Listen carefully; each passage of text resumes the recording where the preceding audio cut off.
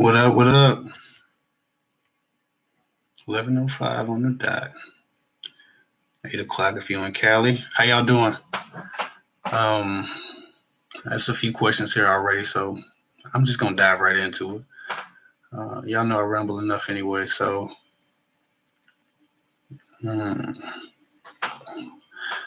uh, somebody asked, "What do you think about talking with the guy for almost 2 years um, and some months, but never meet?" So, what do I think about you talking to a guy for 2 years and some months, but never meeting? I feel like it's a lot of wasted time.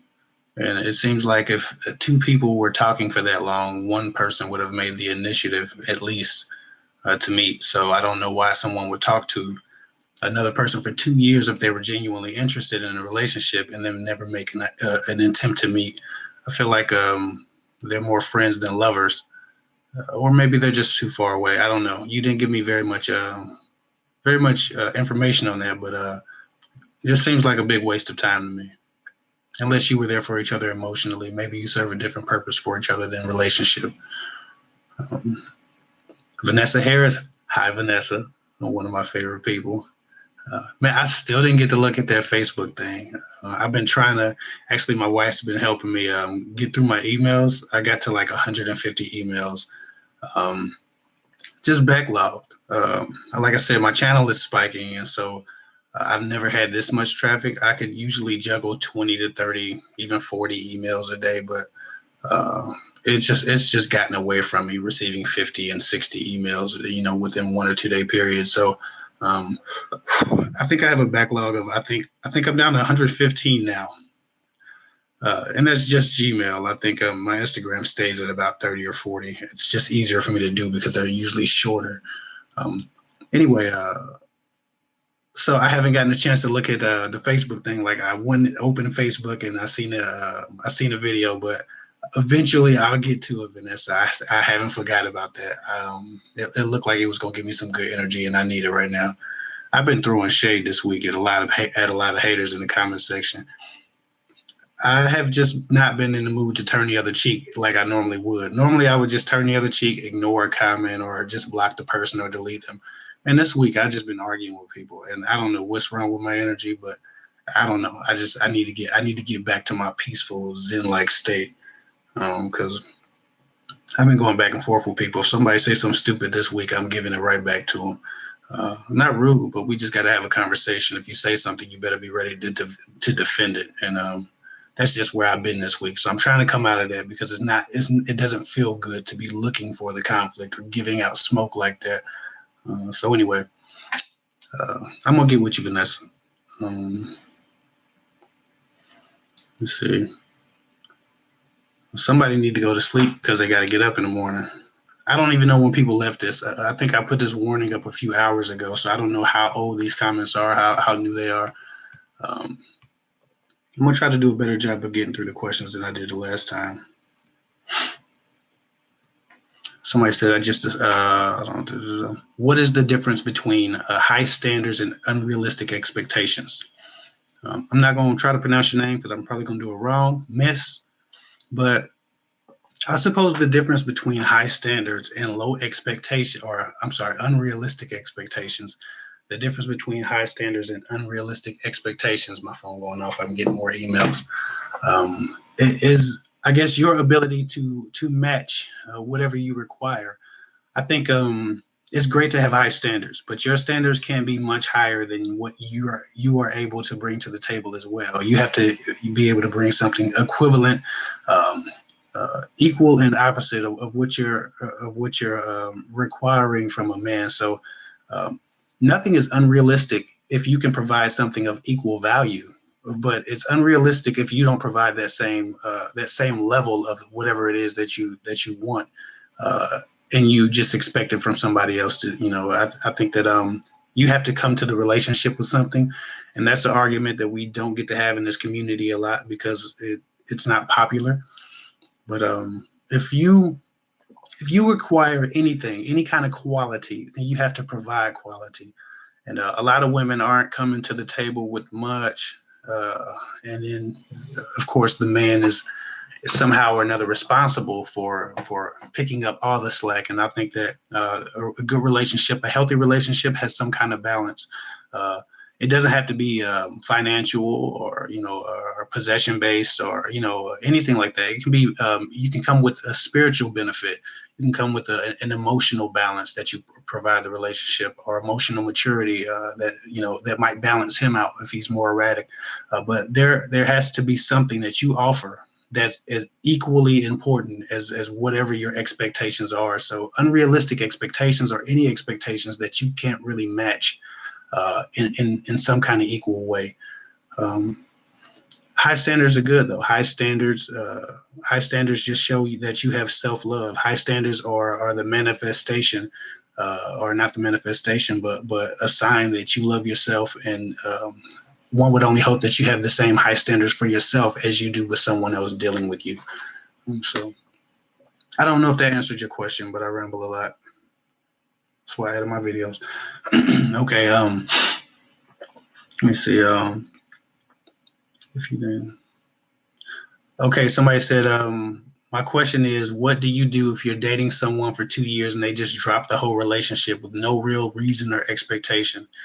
I guess you got to take the L. I don't know how you date someone for 2 years who's that familiar with you, who doesn't really give you an explanation. But there's really nothing you can do. You can't make somebody love you, or make somebody, make somebody want to hold on to you. You can't really hold on to anyone who wants to leave or go. So you just got to take that L. You have to find a way to balance your life out until you make the adjustments and learn to live with yourself again. But there's not a lot you can do, especially if you don't have an explanation. I mean, there's no advice I could give you if you don't even have the context, to why he might have left you in the first place. So that's just something that you may never know if that person's not sharing. Shamham or Chamham? I'm gonna say Shamham. Uh, Let me see. Okay, you made a few statements. She said, I know a guy that really likes me. All the signs are there, including chivalry and making me breakfast. I'm very shy and I rejected him without meaning it. Now he doesn't make eye contact, only looks. Well, Shamham, he may not realize that he's welcome.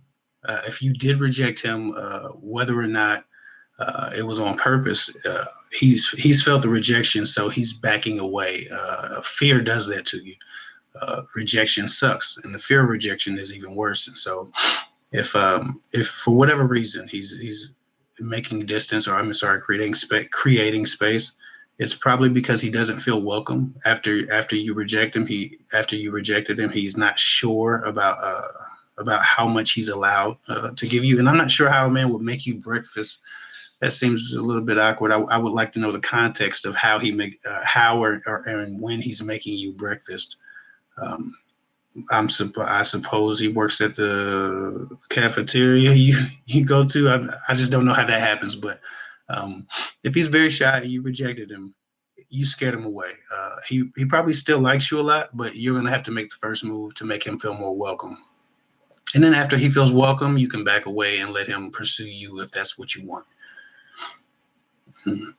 I think I'm gonna do a video pretty soon, and I always say this. And I got a backlog of videos. I think I have like 60 video ideas. I still haven't done yet, but I think I'm gonna do a video pretty soon about um, uh, women pursuing men and or approaching them, and still allowing that man to keep his masculinity intact, because most people don't agree that a woman should pursue a man or approach a man, and there are methods that you can employ to do that and still not upset the dynamic, or the masculine feminine dynamic in the relationship. So I think I'm gonna do a video about that pretty soon, about how to approach a man and leave his masculinity intact, or how to pursue a man and do the same. So look out for that. Let me see.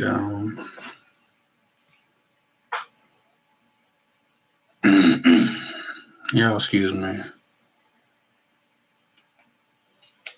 What's up? What's up? What's up, Renita McBride? How you doing? How you doing? Christina Marable, PJ Brown, hi. Jamaica Perkins, what's going on? Somebody said, yo, I was going to ask about talking for 2 months and having never met.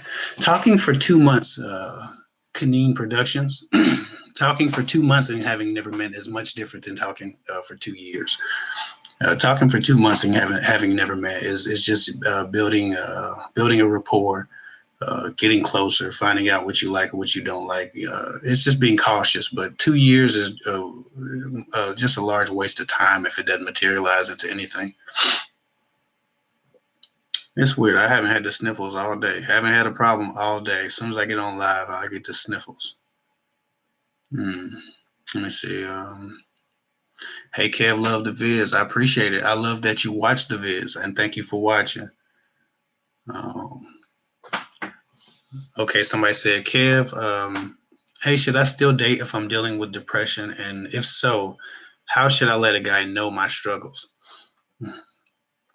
I suppose, and I don't deal with depression, and I'm not going to pretend to be an expert on depression. I've met people and known people and tried to help people through depression before, so I have some experience, about the same experience that everyone else has who's witnessed it closely. But I don't. Well, I got a few super chats, so I appreciate y'all guys. I'm gonna get to y'all in a minute. But if you have depression, so there are highs and lows. That you know this. There are highs and lows. There are times when you really aren't healthy mentally, and there are times where when you level out of depression, you still are facing depression, but you're not in such a low place that you're giving off that energy consistently. I suppose that I would avoid trying to make someone medicating myself with a relationship. So you have to be healthy enough. Even if you have depression, you should be healthy enough that you're not medicating with a relationship or trying to create a joy or happiness with a relationship that you might not have been able to get by yourself. No one can complete you. And I don't know how to even say this the correct way, and there's probably gonna be a doctor like, oh no, don't tell him that, but in the comment section. But no man can complete you, whether you deal with depression, bipolar, or whatever other illness. So you always want to make sure that you're healthy enough for a relationship emotionally. And I don't know the details of your situation, and I'm not sure I know enough about depression to actually answer this question in totality. So I would do my best to get help if I need it, and try to make sure you're in the best place that you can be in before you date, because you can only bring someone else down with you. And you can only bring yourself down trying to medicate, especially if it doesn't work out and you're medicating with a relationship. It just sends you into a deeper depression. So it can be unsafe if you're not in a good place. Nature Girl 121, she just said 5. That's what's up. I don't know what 5 is, and I hope that you didn't have a question that you somehow or another didn't get to ask, Nature Girl. I really appreciate the super chat. Thank you very much. You didn't have to, but you did. And I appreciate when people love me with their actions and appreciate me with their actions instead of just their words. I appreciate kind words too and thank yous too, but it nothing beats somebody actually putting their money where their mouth is. So I appreciate that. Kimberly Ray, adding to the retainer. Yes, you are. I think this makes 60, Kimberly Ray. So yes, you added to your retainer. I'm glad I finally caught you live. And you did too. I appreciate the love. I suppose I owe you a talk at some point. I guess when you need one, your consultation is now on the house because you've retained enough for a consultation at this point. I appreciate your support, and I don't forget people. Like I said, we've talked about this. So like I said, just write me, do the $ thing, and give me the backstory, and I'll remember you instantly. So don't worry about it. But Kimberly Rhea, when you need that consultation, write me at talkwithkevhick@gmail.com. Don't write me at kevhicktalksguyswithgirls@gmail.com, because that's just where all my free email advice emails go. And you can get lost in the sauce really quick over there. But no one gets lost in Talk with Kev Hick, because that's only for phone consultations. And don't people start writing Talk with Kev Hick trying to sneak in when they just want email advice, because I'm just going to tell you to forward that to the right email. I'm not answering any email advice questions that don't involve a phone consultation at Talk with Kev Hick.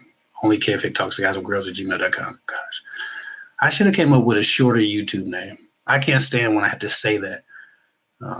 Let me get back to this. To these questions.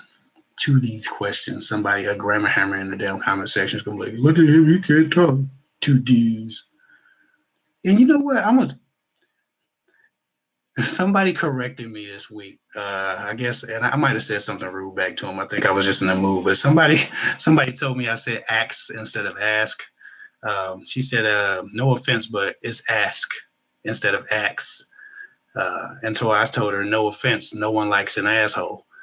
And I think that people who run around correcting grammar on the internet have a special level of I don't know what the hell to call it, but man, don't get in my comment section telling me what I mispronounced. I know how to pronounce this shit. I don't care to.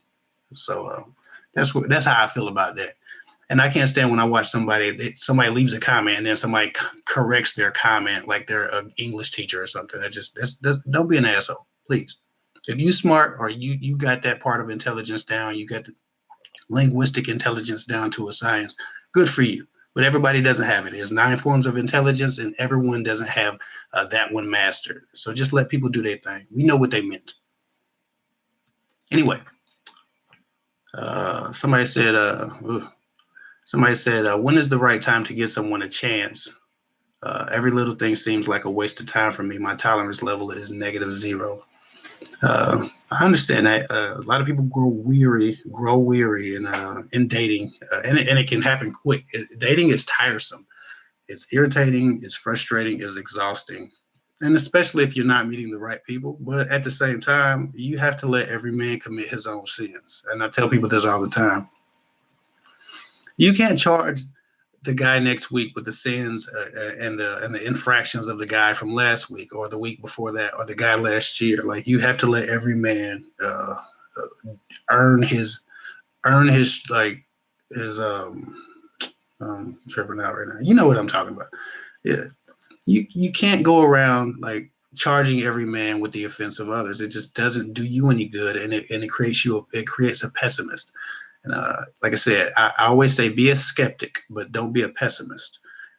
There's a difference. Skepticism protects your interests, but um, pessimism just drains you. Nothing good comes from it. So, when is the right time to give someone a chance? I can't tell you that, but I can tell you that if someone deserves a chance and you think they deserve a chance, then holding somebody else's actions against them is just unfair, and it kind of it's unfair for you as well because you could be missing out on somebody who's really worth the time. So um, try to give everybody an individual, compartmentalize. I do a lot of that. Judge everyone as an individual, and try to keep those walls separate between people. No one deserves to be judged for the sins of the next man or the offenses of the next man. Um,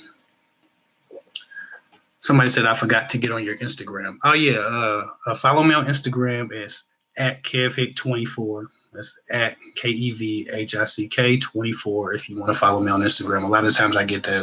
What's your Instagram handle in the comment section? So I always try to reply to those, but that's what it is. Kevhick24.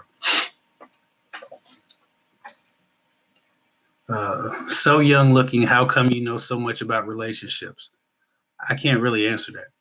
Uh, uh, there's experience, observation, um,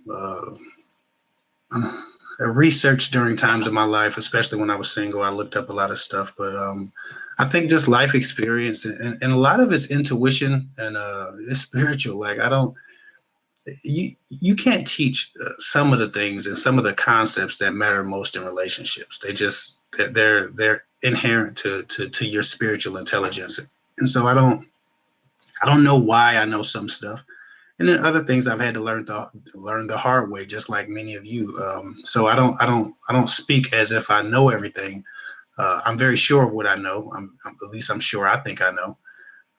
But I can't tell you why or where I get some of this stuff. Sometimes you just know things, and then other times you have to experience them and learn the hard way. And it's a combination of everything. I just feel like I'm blessed, and I've been gifted to understand things. Sometimes you can know things and not understand them, but I believe I have the gift of understanding, and many of you do. You know what I'm talking about. It's the difference between knowledge and understanding, And some people have a whole lot of knowledge and no understanding.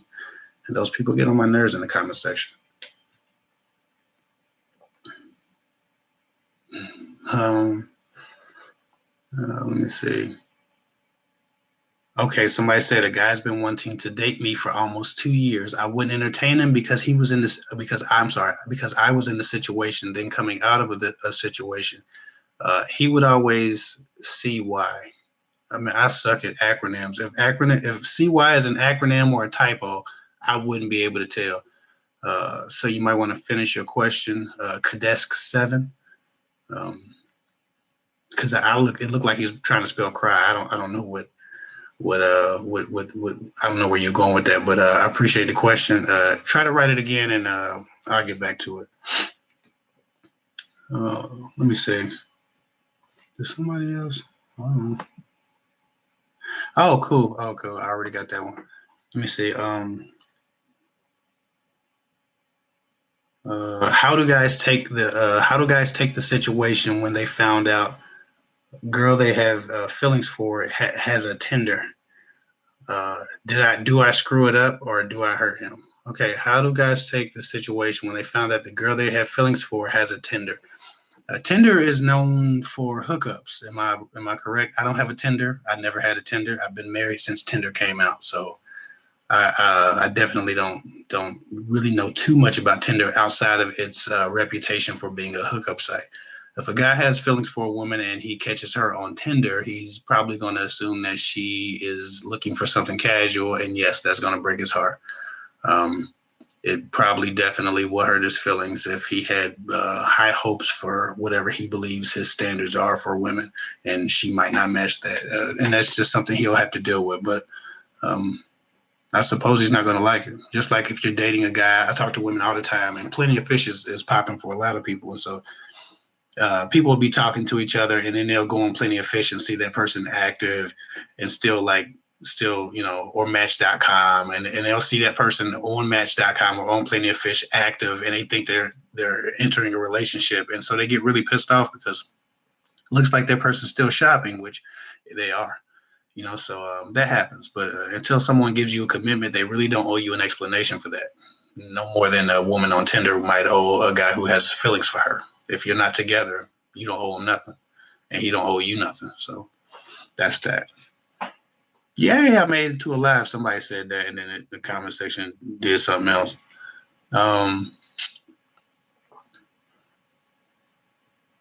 Yeah, somebody said, I understand that sometimes it's best to work on yourself before getting into a relationship. That's absolutely true. You have to be in a healthy state emotionally. You have to be in a good mental space to offer someone something in a relationship. If you're battling depression or anything that causes you to be down emotionally or be dependent emotionally on someone else, you really run the risk of medicating with the relationship, and medicating with anything, is always a bit dangerous, not a bit, very dangerous. It's better than drugs, but not very much, because a dependency will ruin your relationship as quickly as cheating or something else. No one wants to be your life; they want to be in your life. Um,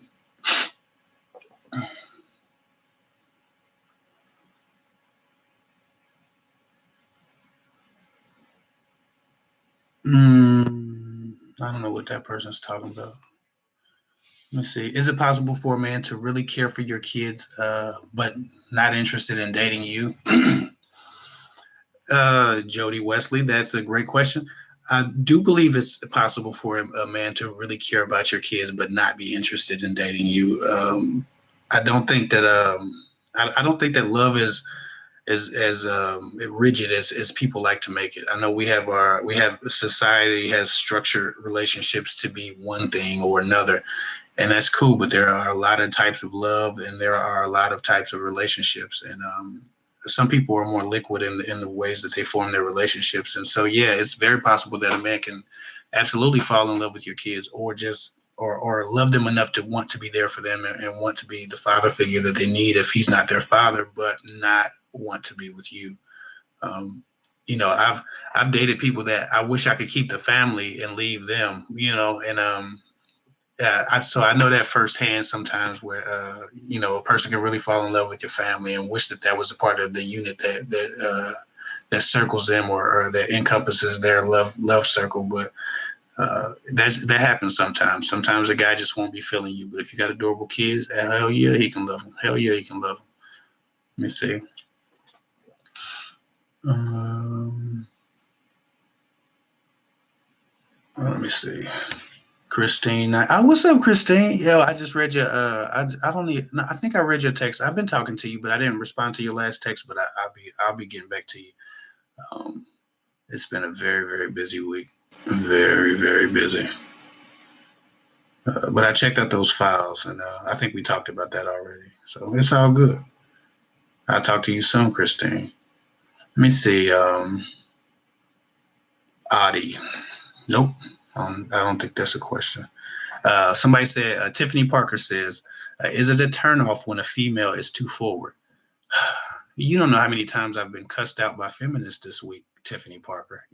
If I say yes, then some feminist is going to be in the comment section telling me how a man should never have an opinion about a woman's behavior under any circumstances because he's just a man, capital M-A-N, blah, blah, blah. Listen, yes, it's a turnoff when a woman is too forward for a lot of guys, not all of them. Some guys will judge it as you being hot or easy, and that's just life. People will make determinations about you based on your actions or the way you act. You have the right to act how you want, and they have the right to judge those actions and come up with conclusions about you based on those actions. They can be right or wrong, but people have the right to observe and make conclusions. With that said, being too forward with some guys will draw them away. I mean, we'll push them away. It will make them feel like maybe you do this with all the guys that you encounter, and nobody wants to be that guy at the mall when 4 or 5 guys coming up to her trying to get hugs or looking at her because they've had her and he's been with her and he's trying to figure out how you know him, why you know all these dudes. Nobody wants to be that dude. I don't give a damn how comfortable they are with themselves. Nobody wants to be the guy walking around with the girl that every guy walks past knows. It's a thing. So when you're too forward, it subconsciously it makes the guy think maybe you're that girl. Maybe you're the type of girl that knows too many men and can make him feel a bit more insecure. And we can't even really chalk that up to just insecurity. Just because a man is insecure about a thing doesn't make him inherently insecure. Everyone has insecurities. Everyone. And when guys are insecure about the amount of men that women have been with, it has more to do with their instinct to be territorial. There's a pride in territory for men. No matter what species you look at in the animal kingdom, every species has a territory and two lions will fight to the death over their territory. Women are not possessions. Not making that distinction here, but for men, a woman becomes part of his territory, just like women. Women get very catty. The word is catty that they use, right? And usually, when women get catty with each other, there's a man somewhere in the area that they have really, they have decided he is their territory, and so they get catty.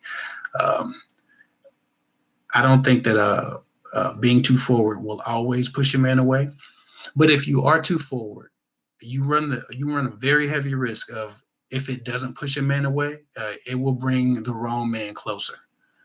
Being too forward tells the wrong man that you just want something casual, or you're the girl that he's been looking for that's easy. You're an easy target, so it makes you a target for men to use you if you're too forward, and it pushes more genuine, well-intended men away. Um, Now, some guys are genuine and well-intended and don't care if you're too forward, but those are rare breeds. Every decent guy I know is looking for a woman that has a bit of restraint sexually, and that's not me as a man telling women what to do with their bodies. That's just the fact of the matter. No guy wants to be that dude at the mall. A bunch of dudes are waving at his woman. So you can like it or not like it, as a feminist, guys still draw these distinctions, and even some lesbians. I talk to some lesbians all the time, and um, they write me and they say, well, is your advice good for lesbians too, or gay women too? Yeah, some of it is. Some of it's just psychology. It's not as much relationships or men as it is just people, understanding people. And there are lesbians who have the same issues with women who are too forward. So it's not even a man thing as much as it is a people thing. People judge. Um, People make judgments, and that's just something that you have to navigate. And if you're free and you're in control of your sexuality and all of that stuff I've been arguing with people about all week, that's great. But you can't then complain about somebody making a judgment about you. You just have to take that.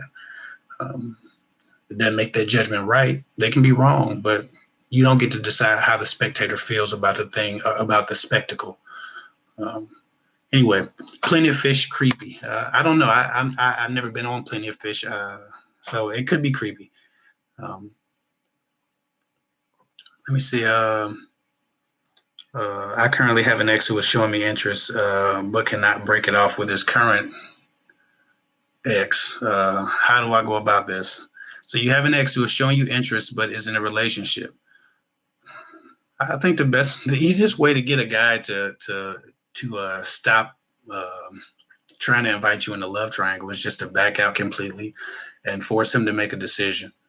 Um, that's the basics. If you force a man to make a decision, then he'll either stop inviting you in the mess that he's created, or he'll make a decision and choose you or choose her. But what you don't want to do is waste time in limbo, because things just get much messier. The longer you linger in that situation, the messier they get. So I wouldn't linger in that situation. I'd back away and force a decision if that's what's going on here. If he has a girlfriend and he's trying to invite you in, or start something on the side with you. If you want to be a side chick, continue as you are. But if you don't want to be a side chick and you want to be the one and only, you're gonna have to force a decision.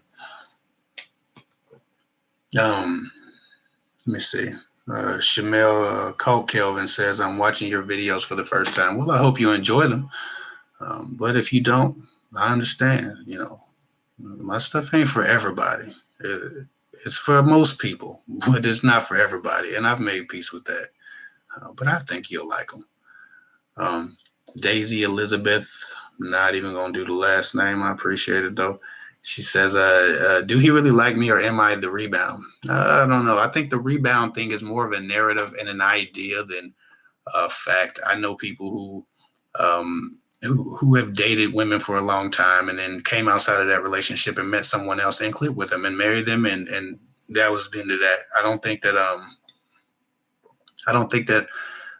the rebound thing is always right, because it assumes that the first person was the one true love, or that the connection was ironclad in the first relationship, and then whoever comes after that is just a rebound. I feel like that's an irresponsible way of looking, a way of not irresponsible. It doesn't make any damn sense because if you're breaking up with somebody, you're probably not as compatible as you thought you were. So no, you can meet someone right after a relationship and have a wonderful connection, and much better than you just left in a relationship. So a man could really like you, and I don't know why he couldn't like you because he just got out of a relationship. That doesn't make sense. But at the same time, you want to be slow. You want to go slowly after a man has just gotten out of a relationship. You don't want to rush into a commitment. You really want to give him a chance to shake that last relationship off. So be cautious. But yes, a man can really like you, and you don't have to just be a rebound. Somebody said guys stay on dating sites. They absolutely do. Single guys. And actually, some married men. I be seeing married dudes. I think they took the personal ads off of Craigslist, with a lot of married dudes being the personal ads. Looking for a secret companion on the low. All these weird personal ads that Craigslist had to get off because the prostitution was getting too crazy. Adore E. Hey Kevin, how come I start talking to a dude and everything is great and then they ghost me? There could be a plethora of reasons. Some could be your fault. Some could be their just mental and emotional weakness, or their integrity being lacking. That's way too vast a question to get into at the moment. unless you give me some more details. But I would have to know more about you and your habits, because, like I said, like in my the last video, or one of the last videos, about desperation, right? A lot of those signs that you are looking desperate, because some of it is not you being desperate, it just makes you look desperate. But whatever they are, right or wrong, they rub people the wrong way sometimes, and they make people pause a bit. And so if you're doing any of those things, and there are a plethora of other things that wasn't on that video. Sometimes I withhold information because I don't want to make 20 and 30-minute videos like some of these guys. I like long lives, but I don't want people sitting in front of a video trying to watch my average video or my regular video for 40 minutes. That's ridiculous. So there's a lot I don't get to say about subject matters, and so people always get in the comment section and they try to either make corrections or add to. And I appreciate people who try to add to, but people who correct me for not saying every single thing that can be said about a subject get on my damn nerves. Of course, there are other things that can be said about a subject. I just don't have time, and I can't say everything in the world in one video. You stop watching after 5 minutes. Living fully and joyfully. I love that name. Living fully and joyfully. And thank you for the super chat. I really appreciate it. She says, "Hi, Kev. Thank you for taking time to share your wisdom. What do you consider to be some of the top qualities of a high value woman through the eyes of a quality man seeking a wife?" That's a wonderful question. The top qualities of a high value woman through the eyes of a quality man. Quality men are looking for, first and foremost, well, I don't know, first and foremost. I'm just going to list crap that matters to me, and then you can apply it to quality men if you want. But quality men are looking at, first and foremost. Hold on, I got to text my wife. Hold on 1 second.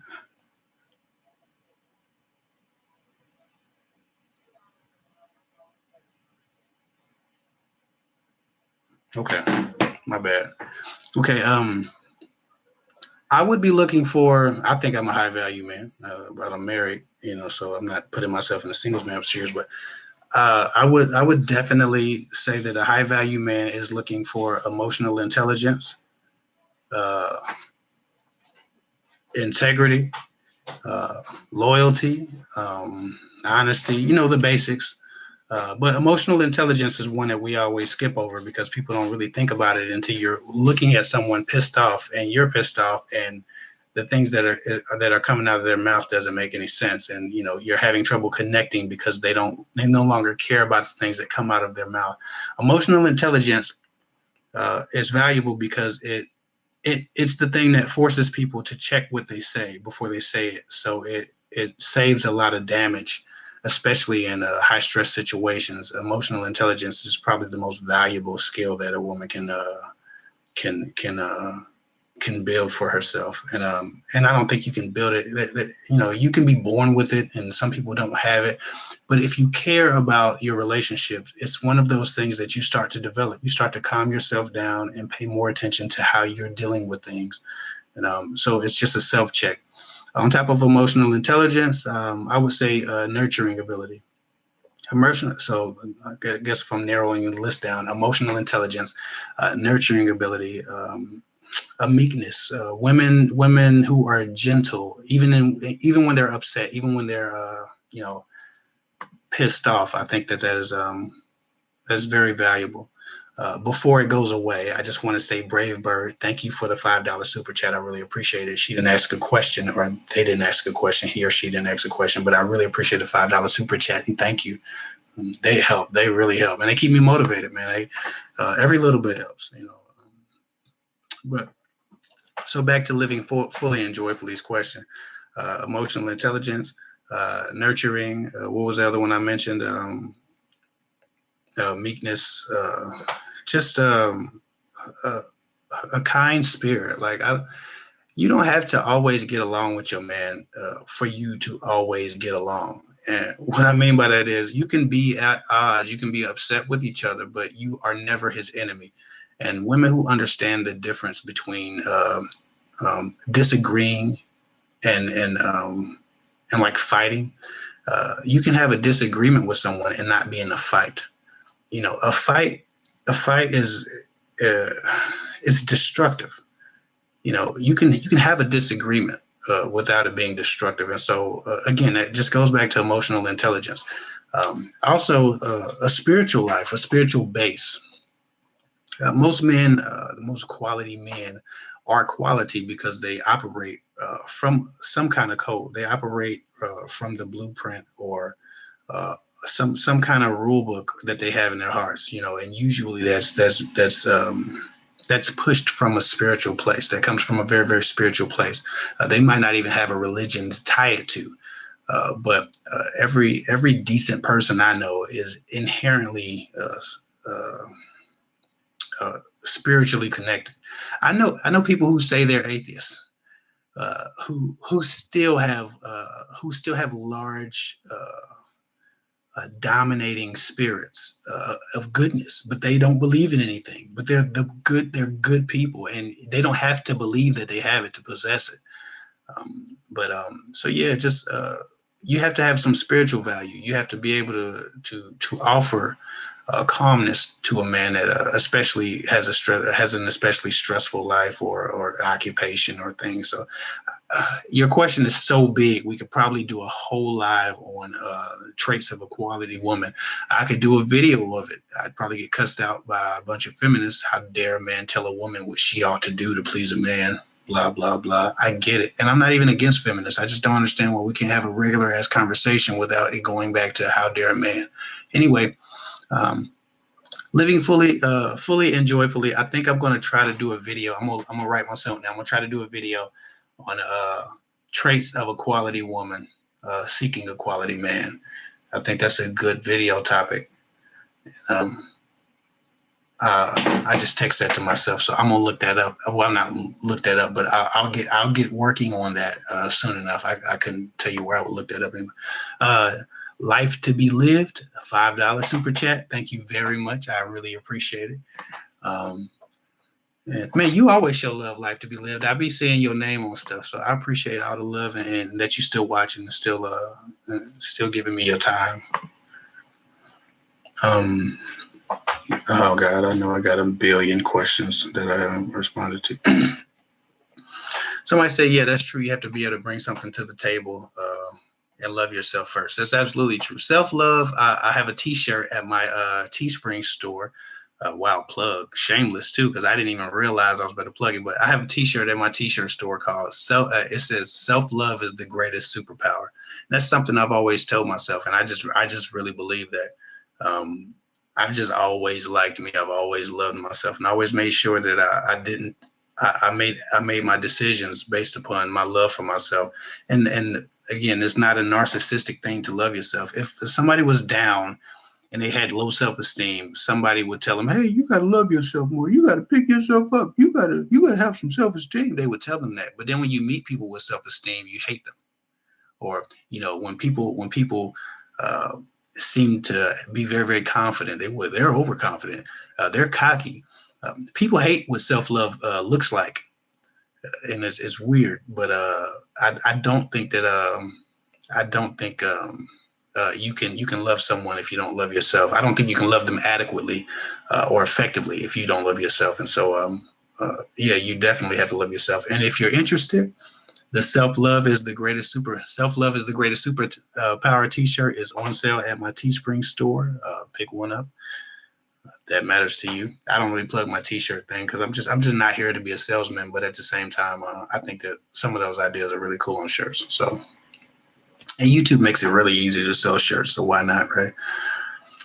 Recovery takes time, patience, and forgiving yourself. Praying for healing from being involved with a narcissist. Love God first, then you love yourself. Help you heal from being with a narcissist. Absolutely, Miss Sweets. That's them good words. Let me see. Hey, Kev, if you hang out with the guy once and after that he tells you he loves you, is that lust? Should I forget about him? If you hang out with a guy once and you didn't talk to him on the phone for months like some of these people have done and never met, if you just start talking to a guy for a couple of weeks and you hang out with him one time and then he tells you he loves you, he doesn't understand either two things. He either doesn't understand what love is, He doesn't understand the depth and the gravity of love, and or he's lying to get something from you. Sometimes con men get a bit pushy or impatient, and so they try to rush the natural progression of a relationship because they're very very focused on the thing that they want from you. So I would never believe that, and you probably should hold off on seeing him for a little bit until he can shake that off, because I think either he's confused about how he feels or he's lying. Neither of those things is good, because if he's that confused that's this early, then he might be emotionally unstable. And that's also not good. Like nothing good can come from a guy telling you he loves you after one date. It's just weird, and you should probably watch your back around this weirdos, or not. Enjoy. I'm not telling you what to do. Brave Bird, I appreciate the super chat. Thank you very very very much. Brave Bird says, I've had a crush for 3 years. We are finally getting to know each other. I'm dying for a first kiss, but I want him to lead. Any suggestions? Linger and kissing distance. Just stay close. I think when a man constantly like feels your warmth and uh, feels like he's invited to be close to you, he'll make the first move. A lot of times you'll date a guy and you'll be in his presence and you'll be having a great time, but you keep a normal distance, or even a what I like to call a professional distance, and that distance tells him that maybe it's not time yet. And so I think the first time I kissed my wife, she was just all in my damn face. We were I think we might have been wrestling something. I don't know. I don't remember, and I'm probably gonna tell it wrong, and she's gonna get mad at me. But she was just in kissing range, and she lingered in kissing range a few times, and so I was like, this might be good. I think my gosh, I don't know. My memory is a bit foggy, but if you want to kiss a guy, then you have to make him feel welcomed, and body language cues will all do that. And if you want to look up body language cues, just Google body language cues of attraction, and basically mimic a few of those. And sometimes subconsciously, even if a guy is not aware of body language cues, he'll pick up on those subtleties, and he'll do that. But close the distance, basically. Stay closer to him, and he'll feel more welcome to you. I wonder if I just missed a super chat. I don't think I did, but a 5 came up, and I don't know if I got it. I don't think I got it though.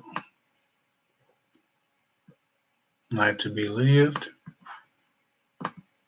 Oh, Travia Bryant gave me $5. She didn't ask a question. I thought I missed you. I'm sorry, but thank you very much for your super chat. I appreciate it. Like I said, I really really appreciate when people just do things that they don't have to do. Like I write a lot of people back, a lot of people, and you'd be surprised at the amount of people who don't even write me back.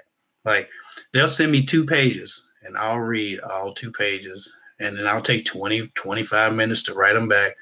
And I don't bullshit. If y'all know, if any of you have written me and gotten a response, it takes me a while to respond to people because I'm not rushing the process. I'm writing you with the same level of dedication and concern that you usually have when you're writing me. I care. I really care about what I'm telling people. So it takes a while, and like I said, I'm going out of my way. And when people go out of their way for me, I just really appreciate it, because I understand what it feels like to go out of your way and do something that you don't need to do, because I don't have to do that, but I try to get everybody because I really care about what's going on. So thank you for caring about me with the super chats. Feel free to do some more. But for real though, I'm just saying. Let me get into it. Jay Lynn, I've talked to you before. When should you give up on an 8-year relationship if he's been in and out of jail for 6 years? He's an addict and got violent after another concoction. Okay. I'm always on guard and he never wins. I don't know what you mean he never wins. I don't know what you mean by he never wins, but if he's that troubled and you're clearly not fulfilled, you're not happy, you don't feel safe, um, I don't know how much he can provide if he's constantly in and out of jail. He probably doesn't have a real job. There's that danger factor. I'm not gonna tell you what to do, because if he's a hooligan, I don't need that type of trouble. I keep telling y'all like them killers and them gangbangers, and then y'all want to ask me some shit so you can go back and say, hey, Kev Hick told me to leave you. I should listen to him. And then he be looking for me. And, yeah, shit, I don't want them type of problems, but I got plenty of trouble. The point is this. If the gentleman is in and out of jail and he's violent and he's an addict and he has little to offer you, then it doesn't matter if you've been with him 8 years or 18 years. Staying with someone simply because you've been with them it's stupid. I don't think that someone's entitled to the rest of your life because they've taken up certain a space in a certain portion of your life. You don't get 5 more years because you got the last 3 years if you don't deserve 5 more years. And if I'm going to be unhappy for those 5 years, that's stupid. So move away if he's not giving you what you need and you don't feel safe and he's not providing. And you really don't get to see him much anyway because he's always in jail. But don't tell him I said it. I don't want no trouble. But I got all the trouble. Miss Laker 1. Thoughts on cougar cub dating? Good idea or stay clear? I'm 48 and he's 34. I think I get this all the time. I suppose asking me is it doesn't really help because because I'm a young man, I understand the allure of an older woman. I've never done the cougar cub thing, but I understand it, and I've known older women that were like they were really, really, really alluring in different ways. It can be spiritual, it can be physical, it can be mental, intellectual. Like older women have, and I don't mean to call you older over and over. I'm sorry, but as a younger man, I understand why a man might be mesmerized by the wisdom and the energy of an older woman. I don't think it's always like taboo, and I don't think it's always as dangerous as people like to make it. I can't tell you how many years you'll be together if you date a guy that young, because eventually you grow into a place where he might not be able to relate. And I'm not sure about the communication you guys build and about the intimacy level you guys will build in the time leading up to that. But to be honest, I've seen it work for many, many, many years. I haven't seen anybody live forever and do it forever. I think there are a few celebrity couples that did it, but and stayed, forever. But usually it's a younger woman and an older guy. A younger woman will stay with an older guy for, if he's good forever. But guys I haven't seen it happen with younger guys and older women. As far as I've seen them do 10 years, 12 years, 13 years, 16 years, but you normally don't hear about, we both died, he's a widow or anything like that. You don't hear about it like that too much. So I don't know. I don't think it's bad. I support it. But the statistics aren't like, no one tracks the statistics, so neither of us can really know for sure. And the statistics wouldn't matter anyway. I think it's all about the relationship and the intimacy you build. So I like it, but you have to go into it with the mindset that's healthy and realistic about the potential of a future with each other. Okay. My wife told me somebody keeps asking this question and I keeps missing it. Somebody said, "What is super chat?" Okay, man, I guess. Let me see. Super chat is when people like I got a lot of comments. So for the people who are asking about super chat is when you give a dollar amount of your choosing from one to however many dollars, and it gets your question highlighted. And if your question is highlighted, then I can see it. Like I can't see everyone's questions or comments because there are hundreds here. And so if you super chat, I think over $5, and I'm not saying that because I want you to give over $5. I'm just saying I think $5 is a threshold for your comment to go up to the top of the page for long enough for me to notice it and read it. And it comes up in the color bubble and things like that. You've probably seen people's super chats come up, but super chat is just something that highlights your question so I can answer it. And so it doesn't get lost in the sea of questions or comments that are in the chat box. That's what super chat is. And people do that if they're appreciative or if they just want their question answered and they're tired of being missed. So that's what super chat is for people who are asking about it. A Holder said, "Hey Kevin, I hope all is well with you and your family." It is very well. It's extremely well with me and my family. Sinaj 47 says, "Hi, buddy. You play Clash of Clans?" No, I don't play Clash of Clans. Sinaj 47. I'm so sorry. I don't. I never really got into the cell phone games. I think that's the cell phone game, right? I never really got into the cell phone games. I'm still playing pool. I've been playing pool for the last 2 years. I'm lame. I don't get into a lot of stuff. And especially if it's popular. If something is especially popular, I avoid it like the plague. I just never want to be one of the sheeple, or I don't want to be like a follower. So I have to force myself to come out of my rebellious nature to do things when they're really popular. Because if somebody if a lot of people like something, I don't mess with it. Even if it's a new artist, if a new music artist come out and everybody's bigging them up and everybody's like, yeah, this the new Michael Jackson or whoever you're gonna be, I won't listen to this shit because I don't want to be part of the mass, because the mass scares me. The mass is usually a bit ignorant when together. Group think is a dangerous thing, and I'm not really interested in it. So I do a lot of things to avoid group think. Uh, and Clash of Clans is very popular, so I've avoided that. And Candy Crush, don't play that shit either.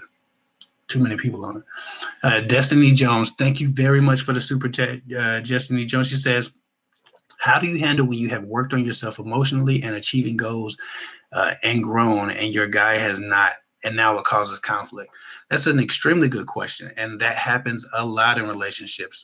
People grow apart because one person continues to grow and another person ceases to grow, or they grow in different directions. Um, if your guy is not willing to adjust to the new you, or catch up, then you may have to move on. And that it's not me telling you that. Like, just reality will dictate that two people cannot stay like you. How can two walk together unless they agree? Is what the Bible says.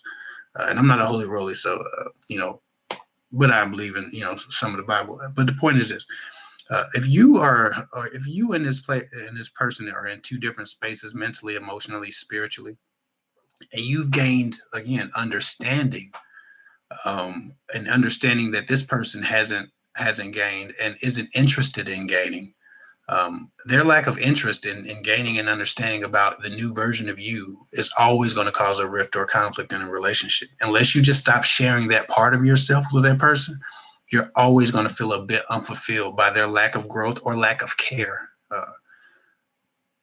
That's one of the most tragic things in the world. It's like you don't always have a great reason to get rid of somebody, or to break up, and you don't want to break up. You just want this person to be more. You need them to grow. You want to grow together. You're trying to build and become more. And this person is just doing the same shit, always in the same place mentally, never really evolving. When you get to an evolved state, sometimes you realize how unevolved you were, and it will cause you to start being disgusted by things that you thought were perfectly normal and fine before. So uh, I guess my advice to you is try to have a talk with your guy, and see if you can't get him to at least attempt to meet you halfway or understand where you are right now, and get interested in whatever type of growth that you've attained, so he can either join you, and y'all can move forward in life, or he can move on. Um, and that's usually tragic, and that's how a lot of relationships stop. It's not normally like people have a big issue or somebody's cheating. Sometimes it's just people grow in different directions, and so that's always very discouraging. Um, Let me see, somebody super chat. A Holder, X is back. Thank you for the super chat, by the way. X is back, super apologetic for cheating. I no longer see him as a potential mate, but a friend. How do I have a friendship without blurring the lines? You need to create physical distance. Anytime you have a romantic relationship with someone and then you try to go back and you demote them to a friend, The potential for a relationship to restart is always there because you're always attracted. You can't unattract yourself to a person, especially if you've experienced them sexually. You have a lot to fight mentally and emotionally as it pertains to that. So you really need to create physical distance. Um, Talk to them on the phone, kind of get the friend zone mode started. Talk to them for a month or two on the phone, and keep it very, very with it platonic or whatever. Is that the word? I don't like the word. Uh, but just keep it professional. And if you get used to keeping it professional and you create a new tone in your relationship, then you can start hanging out. But why would you be hanging out with this person? Too much anyway if they're your ex, especially if you're trying to move forward. You need to be moving forward with someone else. And so creating physical distance is the best way to create that space and not blur the lines, because you have to have a what I like to call a professional relationship. You just keep it professional. The dynamic changes in time, and if they can't respect that, then you just might have to move on. Let me see somebody. And again, thanks for the super chat. I appreciate it. Let me see.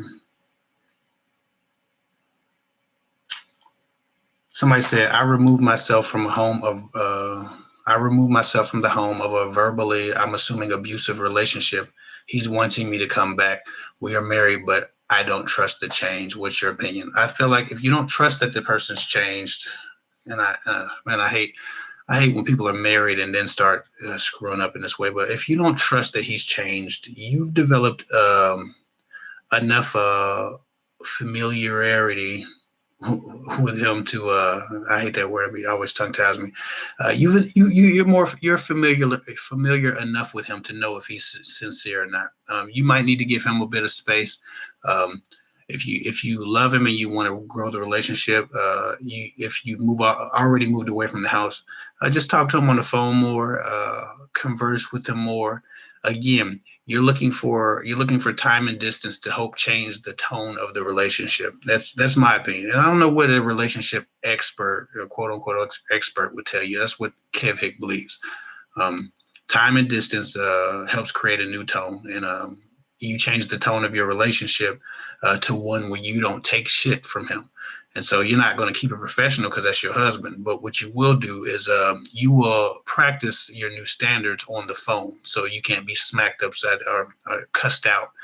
Because if he's cussing you out on the phone and you know he hasn't changed, if he's cussing you out because he's not getting the results he wants, you know he hasn't changed.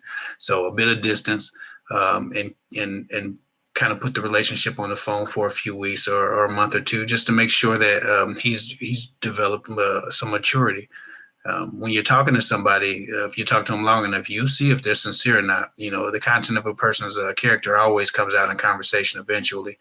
And so and you're already familiar with him, so you have a really good chance of changing the dynamic if you can practice getting him to respect you in conversation on the phone before you get in his face.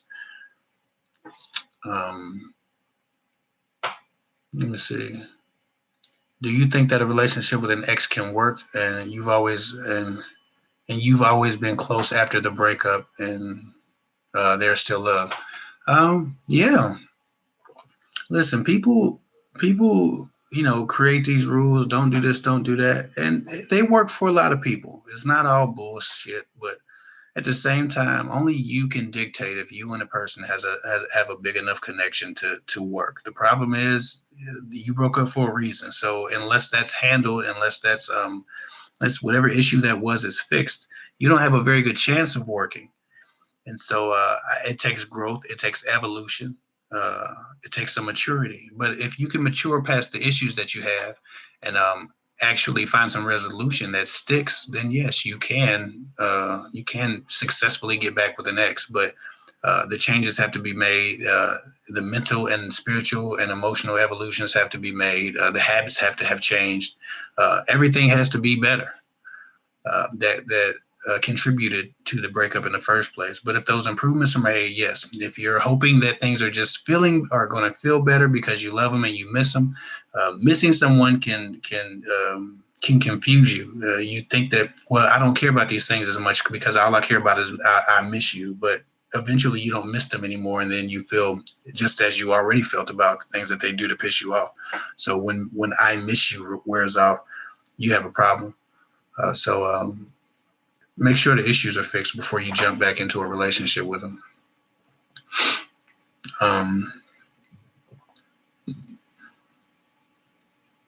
Let me see.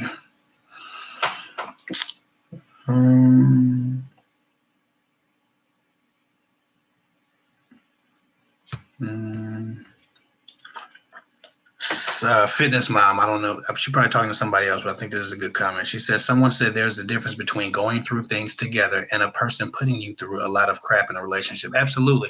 I can't stand when people be like, oh my God, we just should stay together, or we've been together for so long, we've been through so much, and the context of what they're talking about, and they're really ignoring it. It's like, we've been through so much together, and I just be thinking, no, they put you through so much. That's completely different. Like there's no comparison between someone putting you through shit and you going through shit as a couple. You going through things as a couple builds closeness, it builds trust, it builds intimacy. Someone putting you through things or neglecting you is different. Just because you got through the things that they put you through, just because you got through their cheating, you got through their abuse, you got through their lying, you don't then give them credit for, we've been through so much together. No, you've abused each other or they've abused you. That's not the same.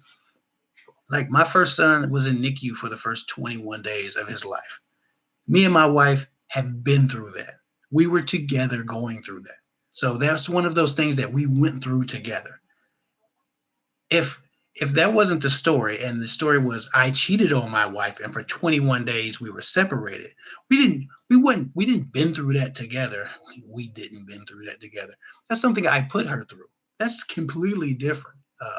If you're on the same side, then you went through it together. If you're on opposing sides, then they put you through it. And I think that's a very, very good distinction to make. I'm glad she said that, because it's just a really good thought to keep in mind. Some people give each other credit because they've been together a long time, or because they've quote unquote been through things, but it's really they've been put through things. And so just be mindful of that stuff. Like, you're not a victim if you let somebody do that shit over and over to you. Now, I don't do the whole sympathy thing. Okay, somebody said or I'm not even gonna do it, baby girl. '07. Oh something, '07. She said, there's a guy at my job that I'm wanting to get to know. Wanting to get to my damn comments disappeared. She said, there's a guy at my job that I'm wanting to get to know more, but we're both kind of reserved. Is there a way that I can let him know that I'm interested, so that he can ask for my number if he wants it? I don't know what you do, how often you encounter him. All of that stuff matters. But the best thing that you can do if someone's reserved, if someone's reserved, the best thing that you can do, and you're reserved too, is try to obviously occupy the same space as them. Um, make very, very limited eye contact. Well, not limited, but make strategic eye contact with them. Always be pleasant. Always smile. Always say hi. Just because you're reserved does not mean you cannot speak. Men always notice. Women just do not understand this for some reason sometimes, and some women, I mean, not all of them, but men always notice the girl who speaks to them every day. They just do. I've never not noticed the girl, whether or not I was attracted to her, it's inconsequential. If a girl speaks to me every day, or she always smiles, she's always happy, and she always greets me, I always know where she is in space. I'm always aware of her. I'm always fond of our interactions because she gives me good energy. You don't even have to be attracted to somebody to do that. And it doesn't take very much of an investment on your part. Orishaj, baby girl, I just butchered your name. I know I did. Forgive me. My apologies. But if you're both reserved, occupy the same space, speak to him every day, smile at him every day. Don't kiss his ass or nothing. But just make it a part of your routine, and he'll start to look forward. He'll immediately probably look forward to speaking with you. And if you don't speak, he'll be like, damn, she didn't speak to me today. Once a person notices you like that, it's easier to break the ice. If you expect to be spoken to, then you're more open to something that could come after that. Like maybe a question, hey, how are you? Hey, I always see you, but we never speak. My name is so and so. That type of thing. So occupy the same space. Always greet him. Always speak. One day, just strike up a casual conversation about nothing. You just got to build a rapport with them, because reserved people don't usually, and I'm gonna get to the super chat. I really appreciate it. I'm gonna get to the super chat, but I want to answer this woman's question. Reserved people normally don't go out of their way to make contact with someone. And so a lot of you women be like, well, a guy better approach me or we ain't gonna talk. Every guy's not. That's a personality type. And that's why a lot of y'all are asking me, well, why do assholes and jerks always approach me, or players always approach me? Because the act of approaching is more prominent in certain personality types. A reserved personality type isn't always going to be the type of person going out and aggressing these new relationships or new connections. And so you have to understand that men are different. And some men just don't approach women. This is not a thing that they do, and they're good guys. And you have to figure out how to make that happen. And the way to do it is to make a man feel comfortable around you, make him feel welcome to talk to you. But some men have to build a rapport with you. Some men have to have a few good conversations with you. They have to feel your energy, and they have to see the excitement that you have when you talk to them. I always measure a girl's propensity to be a good mate with me, or treat me a certain way by how she responded to me when I talked to her. If I spoke to a girl and she didn't light up, or she didn't appear to be genuinely happy that I spoke to her, if it didn't seem to change her demeanor, then I didn't mess with her. I didn't approach her, and I didn't say hi very much after that either. If I spoke to a girl and her eyebrows were raised and she was like if I speak to a girl and she's like, hi, I never speak to her again. She had to speak to me now. But if I speak to a girl and she's like, hey, hi, then I see that I've triggered a joy in her, or some kind of response in her. And so I'm welcome to talk to her. I'm not encroaching on her. I'm not getting on her nerves.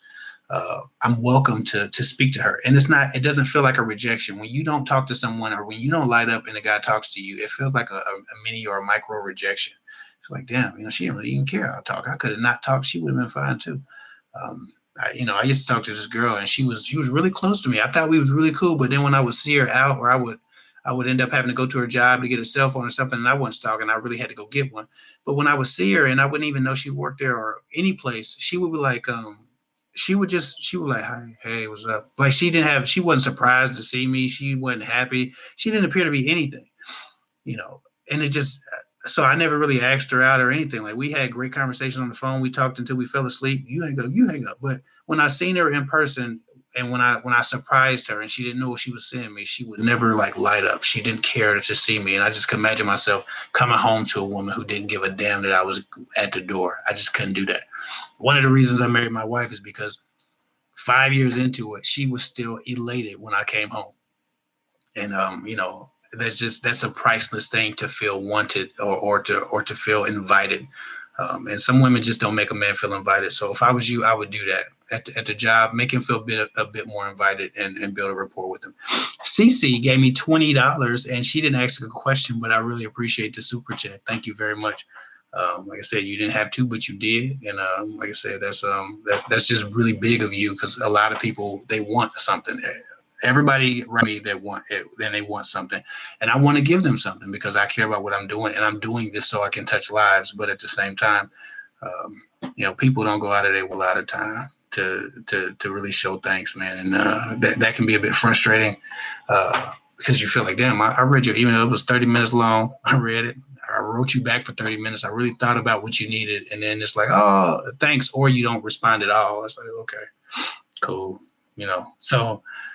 Thank you for the super chat. It really does make a difference, and it keeps me doing this. Pretty soon, I'm gonna have to start charging for emails, because I've noticed that it seems like the longer the emails are, the less likely that the person even responds to me once I spend my time writing them.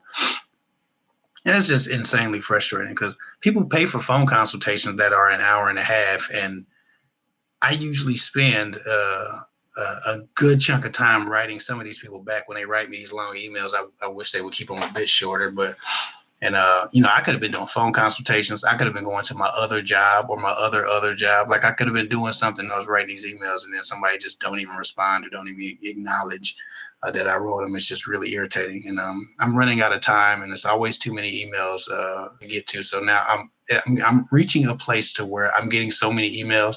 I always have hundreds to look at. I'm not looking at hundreds of emails all the time. That's just too much.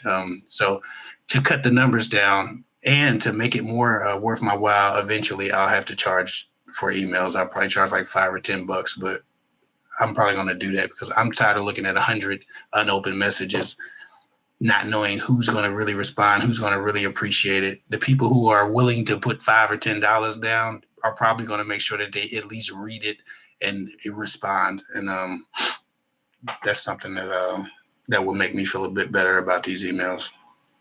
Hold on.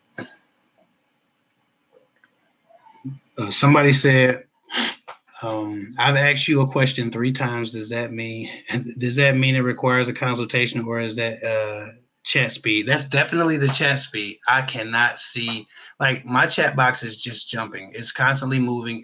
It's like I'm looking at a question and then another question appears and it's just moving. So if my wife sends me your question, Mame D, then I can probably answer it. But that's the chat speed. That's not you needing a consultation. I'm sorry. I hope my wife sends me the question. Mame D, what's your question? If you send your question now, I or my wife will catch it, and then I'll answer your question. I didn't mean to not answer your question. There are a lot of questions here. Y'all hold on one second. I think I gotta wipe my nose. I don't want to do it on camera. I think that's just a bit weird.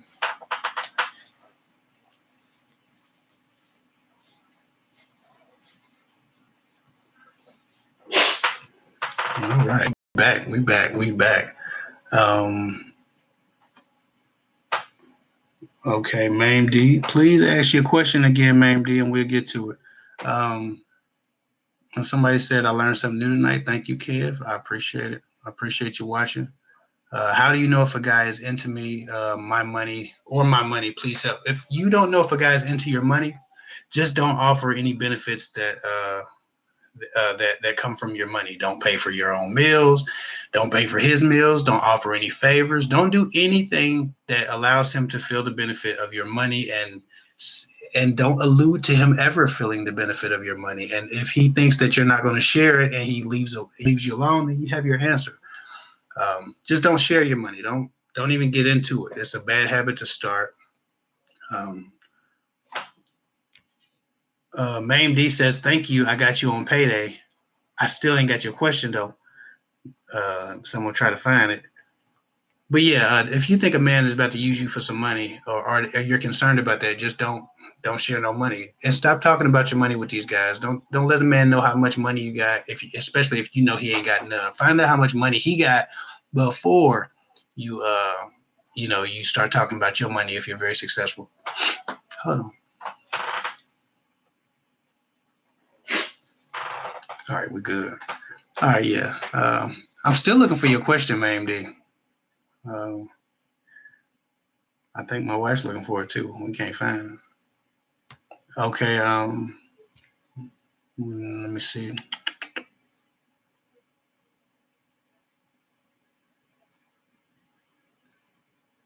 She said, asked a man I was with approximately a year if he loves me. Oh, this is a good one. Somebody said, I asked a man I was with approximately a year if he loves me. He said he couldn't answer that question and is turning his back to me, and said no when he turned back and looked at me. Why wouldn't he just tell me to my face? I don't know. Guilt and cowardice is probably the reason for that. Is cowardice the tense that I want to use? I know the grammar hammers would love to correct me. If you want to sound smart, you should read books before you go on live. Yeah. He's guilty and he's a bit cowardly. That's why. Contemplating Key. Thank you for the super chat.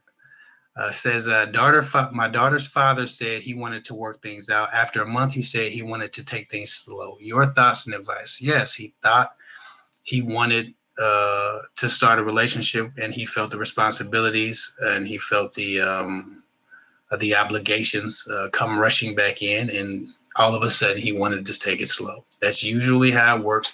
Because you miss someone, you usually assume that you need them a bit more than you do, and you forget about all of the things that are driving you crazy about that person and drove you away from them.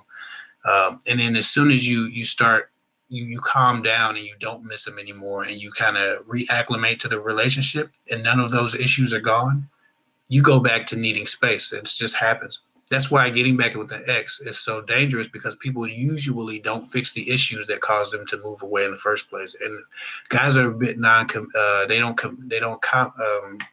sorry, they don't communicate. They're a bit non-communicative about the issues that they have. So you never really know what you need to fix. They just, because they're not very good communicators sometimes. And so you could still be doing the same thing that irritated him about you, and you don't even know because he didn't communicate everything. And so, yeah, he probably just felt some of that same obligation, and he wasn't interested. C. Austin, thank you for your super chat. C. Austin says, I known this guy for 14 years. He told me his feelings. He asked me what I wanted with us. Then ghosted me for 3 days. I called from work, and he answered, and then he was leaving a message. He answered, said he was leaving a message, but didn't because was wrong. Do I continue? Okay, she's known the guy for 14 years. Told her the feelings. He asked you what you wanted. I assume you told him what you wanted, and then he ghosted you, and he just got a bit flaky. Do you continue? I don't know. I think that it depends on the context of that relationship for 14 years. You can know a person for 20 years. If you wasn't dating them, then you didn't know them in that capacity. It's different. So how long were you dating this person? How long were you pursuing this person, or was this person pursuing you? That's the bigger question. 14 years means nothing if you were casual acquaintances for 14 years. You have to have been in a romantic capacity, or in some kind of a infatuation stage with the person, and not necessarily infatuation, but you had to been pursuing each other. And if the relationship for whatever reason was just professional or just casual, not excluding sex and things like that, and you've known them for 14 years, the minute you started dating them, that's when that time clock starts. It doesn't start because you're familiar with them for 14 years. It starts when you start to learn each other romantically, in my opinion. But who the fuck am I? What do I know? Just some guy from the internet. But see, Austin, I think that if he's causing you to have some pause, you do want to give him some space. Definitely. I'm not sure about how long you were talking, so I can't tell you about if you should throw it away or not. But if he's ghosting you, don't continue pursuing him. You back away if he comes back to you, and you, for whatever reason, have gotten over the treatment that he's given you recently. Then you can let him work. But I wouldn't do any more of the work until this person has leveled out, or shown that they're equally as interested in this relationship as you. So you don't continue. You can stand in place, but don't continue forward anyway. Man, that's just my opinion. What do I know? People always remind me that it's just my opinion, and I always remind them that I already know that. How old are you? Your knowledge has no age, huh? So amazing. I am 31 years old. So I'm not that young, but I'm young. But I should know some things by 31, I think. Um, did we ever get Madam G's question? Madam D's question? I don't think we ever got her question. All right, let me go to the bottom now. Make sure I got you. Okay, cool. All right.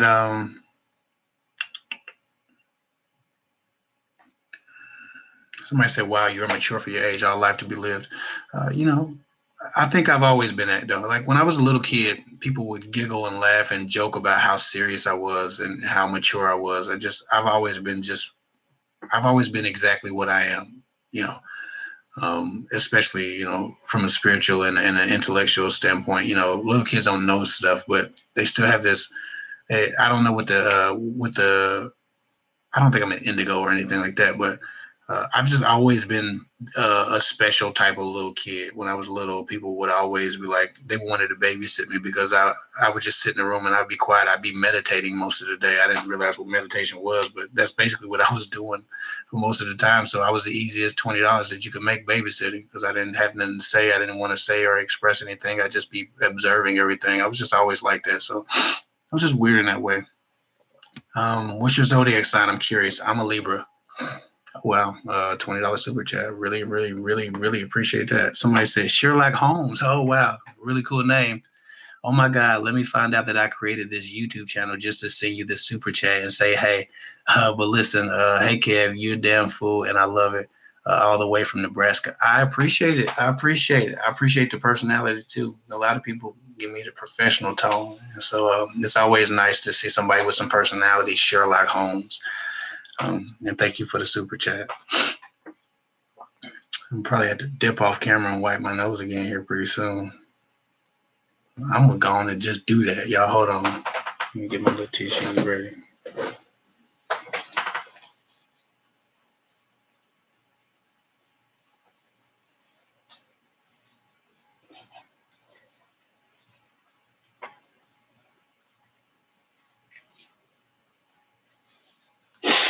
Damn. Doing bad, y'all. Doing bad. I wasn't even sick before I started this live. I don't know what's going on. All right. I think I'm good, and I don't think I got a booger in my nose. That would suck. I'm straight.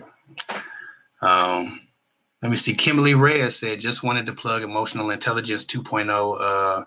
Great read for women personally and professionally. That's a good idea. If y'all Google Emotional Intelligence 2.0, y'all might have something to learn from that. Thank you for sharing that, Kimberly Reyes. I appreciate that.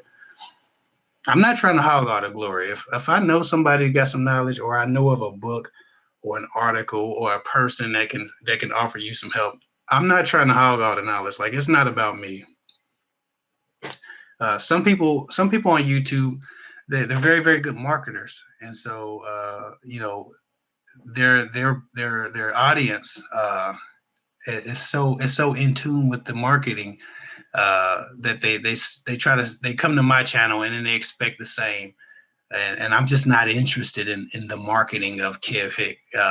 While I know I'm trying to build a brand, I don't want the brand to be about me. I'm doing this so if people who watch me can get better results in their lives. They can make improvements in their lives. They can make better decisions in their dating life. I'm not doing it so somebody, and I'm not throwing shade, but I'm not doing it so somebody can come in and be like, hey, Team Kev Hick. I don't need a Team Kev Hick. What I need you to do is operate with some discernment and make better decisions. What I need your little sister to do is get out the back of that car or get off her knees for some guy that don't love her. That's what I want people to do. I don't give a damn about people fanboying me. Like, this is not professional wrestling. And so it's not about me. It's about the improvements that I can help people make in their lives. And so I don't need a Team Kev Hick. I appreciate y'all and I love y'all. But damn, I need you to be Team You, Team Self-Improvement. Janai Calderon gave me $1.99. I appreciate it. Every little bit helps. Did you have a question? I don't think you had a question. Nope. You had no question. Just show some love. I appreciate that. Thank you very much. Hey, man, get off them knees. Hey, man. I be trying to tell people, man, like, what the hell going on here? I'm sorry. There's some interesting conversations happening in here. I ain't got nothing to do with that. If my wife ain't kicked them out, they must be all right.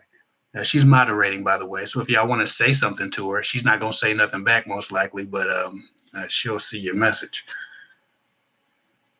Probably not pretty soon, in time. One day, we'll probably do a question and answer for my wife. I think that'd be interesting if you guys had questions for her, because I know people people see these relationship dudes, and then they make assumptions about how they might be in real life. And a lot of people present themselves as perfect. I try never to do that.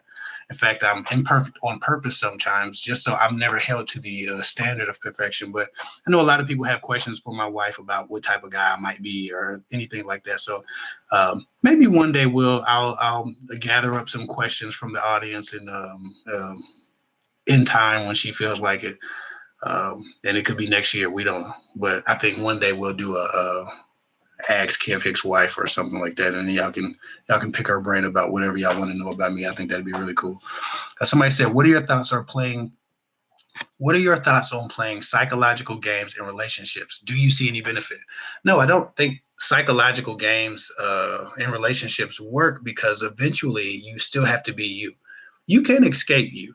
You can pretend to be somebody else all you want. You can't escape you. I think the biggest argument that I would have if I gave a damn enough to correct people in my comment section sometimes, the biggest argument I would have is that uh, the be yourself argument is interesting, because it's assumed that if someone's giving you advice, then they're telling you to be something other than yourself. Uh, as it pertains to the psychological games question, no, you cannot. You can't really benefit from psychological games, because eventually you'll be yourself. You will come outside of character, and you'll reveal yourself. And if that person wasn't attracted to you in the beginning, they won't be attracted to the real you when it does show up, whenever that is. What I'm referring to usually is changing habits. Habits are disposable. Okay, the identity of a person isn't. So psychological games usually assume an alternate identity, and that is something that I try to avoid telling people to do. No psychological games, but bad habits should be avoided.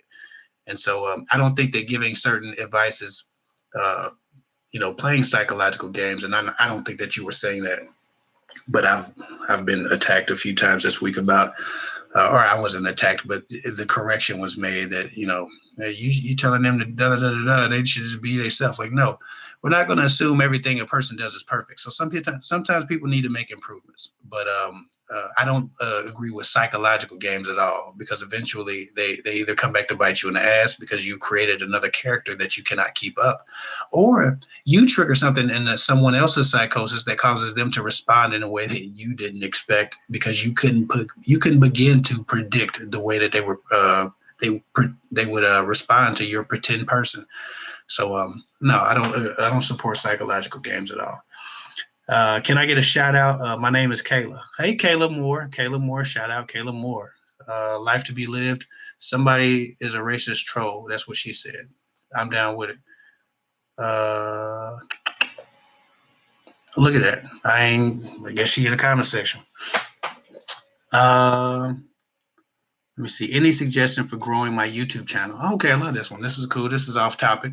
Any suggestion for growing my YouTube channel? I'm trying to focus on body positivity, especially for plus size women. But maybe other topics can get more attention. I would have to look at your YouTube channel and would. You know what? Comment on this video after this live is over, because right now you're just gonna go in this in a live stream, and I'll take a look at your channel. I don't mind that. I do that for a lot of people. I look at the channel and I show them some love. But as far as growing your YouTube channel, just be consistent. The biggest thing about YouTube is you have to be consistent. I do one video. I try to do one video a week. Sometimes I don't get it, but I did one video enough for a year. For a year, I did one video a week, and it now I can do them whenever I want to. But be very consistent. Try to stick with topics that are related to each other. If you venture off into a whole nother subject matter, I would keep it down to maybe two subjects. If you get outside of two subjects on a regular basis, then YouTube doesn't know what to do with your channel, or how to categorize it, or how to market it. If they don't know how to market it, you will not get any views. So stay within a realm of a thing. That's why people do makeup or people do fashion.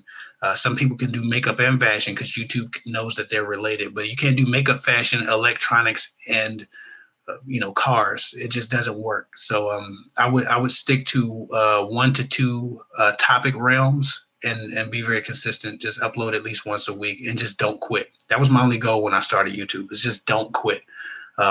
Continue the course, stay on course, and no matter what, don't quit. Don't set a view goal. Don't set any goal related to the analytics. Just don't quit and post once a week, and you will grow. Why do men's did Jaren, I'm so sorry, I'm beating your name up. Look, JF said, why do men distance themselves when you speak about having committed relationships? Well, because they don't want a commitment. Any man that distances himself when you start talking about commitment didn't want a commitment from you, or he was on the fence and he realized when you said that maybe he didn't want everything that he thought he wanted, or what you wanted. So that's why, because they're not in the same place that you are with commitment.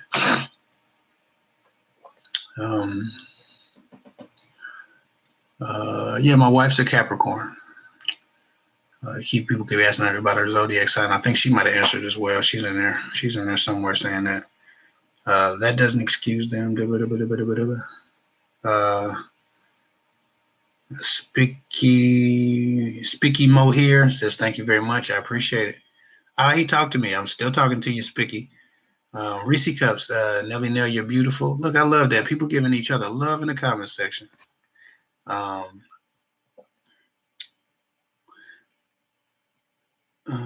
Somebody said, and I don't know if they're even, I'm just going to read this. She said, if your interest told you he's emotionally unavailable, but keeps contact after you try to break away, what is the next step? The next step is to create distance if you're not emotionally healthy or stable enough to deal with the disappointment of lingering in a man's vicinity without ever having access to his heart, because that's exactly what's going to happen. If a man tells you he's emotionally unavailable, he's telling you, I'm not going to commit to you. I will take whatever you give me, but I have nothing to give you. And women often think, well, maybe if I just hang out because he's calling me or he's trying to hang out with me after he told me that he's changed his mind. He didn't change his mind. He's giving you the warning, the disclaimer that, hey, this is going to be physical. This is going to be about my needs, not your needs. And you can hang out with me if you want to, but nothing's going to come of this. So if you can't handle being in a casual relationship with a guy who tells you up front that he's emotionally unavailable, you have to make distance, because he will break your heart and he will tear you down. And it'll be you doing it. You're tearing yourself down because he's already told you what he wants. Nothing. Kezia, I appreciate. That's a beautiful name. I hope I'm pronouncing it right. What are you and your wife's love languages? Okay. I've noticed a bit, but I might get this wrong just because I'm on the spot. My wife's love language seems to be time, and she also likes gifts. Now she's in the comment section. I'm about to get ran over there. I think she likes time. She likes gifts. I don't even remember. I can't even tell you what their love language are, because now I'm having trouble remembering them just because I'm on the spot. Touch, time, gifts. What is it? I can't remember all the love languages just because I'm on the spot. My love language is see, I can't remember the love languages. Now I have to Google the 5 love languages just so I can answer this question. But I'm gonna do it because you did that for me. Let me see. 5 love languages. I cannot remember what the love languages are. Let me see. I'm Googling it on my phone just so I can do it. What are they? I'm getting the book. Look, I'm getting the book. I'll have to answer that question later. I think I just like touch. Touch is my love language. I think my biggest love language is touch, and hers might be time and gifts. So she receives love that way, and I receive love through touch. And man, what's the last one? I can't remember what the last 2 are, but touch is my love language. Let me answer your question. Fitness mom, I appreciate it. Nelly Nell said that no man has ever found her attractive. What do you think can help her out? I don't know. I would have to see how she presents herself. A lot of times when women don't believe that they're attractive, or they make that determination. It's based on them not being approached, and women often aren't approached when they're attractive. That can be a lot of things. That can be how you present yourself. That can be how you dress, whether or not your clothes fit your body type. That can be your level of confidence, your posture, your aura, your energy. There are so many different things that you can do to make yourself more attractive, but I don't know what her particular issue is, so it'd be very, very difficult to tell her what to do. And I'd have to see her in the comment section. But again, looking at her avatar or her picture wouldn't tell me. So Nelly Nell, if you want, because Fitness Mom gave $5 on your behalf, put some dollar signs in the put some dollar signs in your email and send me your situation on Gmail. Fitness Mom looked out for you, and I want to make sure that you get the help because she went out her way. And obviously you might need some perspective. So Nelly Nell, put a couple dollar signs in the Gmail email and hit me at kevhicktalksguyswithgirls@gmail.com. I will get it, and we will talk about what might be the thing that you can maybe do to give yourself some more confidence or to present yourself a bit better. But there are so many things that people do wrong. It's really ridiculous. So, or right, I don't know. I can't judge that without knowing you, but I want to help. So write me. Say Nelly Nell, Nelly Nell, Nelly Nell, dollar sign, dollar sign, dollar sign, or something like that in the subject matter, and we'll get to it. Look at that. Didn't we just when we've been trying to get to you, ma'am D? She said, I appreciate the super chat. Thank you. She said, how can you tell if a guy is only texting for attention or truly enjoys chatting with you? Thank you for taking time to help us out. If a man is only texting for attention, you can tell because he's not really texting you anything of substance. A guy, my damn t-shirt all rolled up. A guy who's only texting you for attention is normally going to hit you with the most lazy texts that he can possibly hit you with. He's going to do some innuendo. He's going to make a few jokes here or there. He's going to hit you with the WUD, what you doing, short, what up. He's going to be on that. He's going to try to jog your interest without really showing any from him. It's always going to be pretty lazy. When a guy wants attention, it's always a bit lazy. It's usually never a deep intellectual or stimulating conversation. It's always like, hey, what are you doing? Send me a pic or so. It's flirting. When a guy's only flirting in text messages, he just wants attention. He's just entertaining himself with you. When a man is sharing his beliefs, his passions, his perspectives, his goals, his ambitions, his life story. That man is genuinely trying to talk to you, or genuinely enjoys talking to you and feels free with you, or feels like he can connect with you.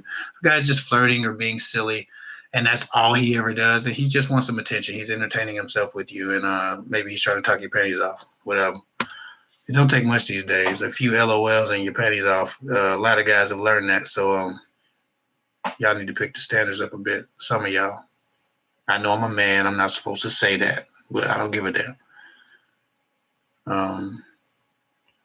Let me see.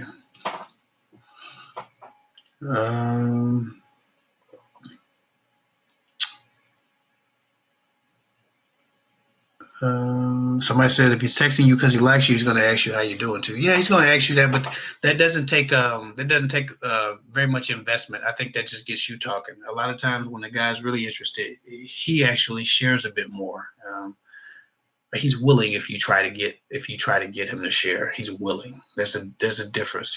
There's some guys are unwilling to share. It's hard to pinpoint sometimes, but that's mostly true. I don't keep friends that.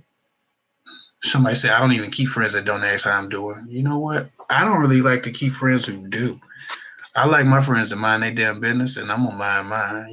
Me and my friends connect, and we enjoy each other, and we're there for each other when stuff is happening. But I'm the type of person, and this gets me in trouble with some of my more emotional friends.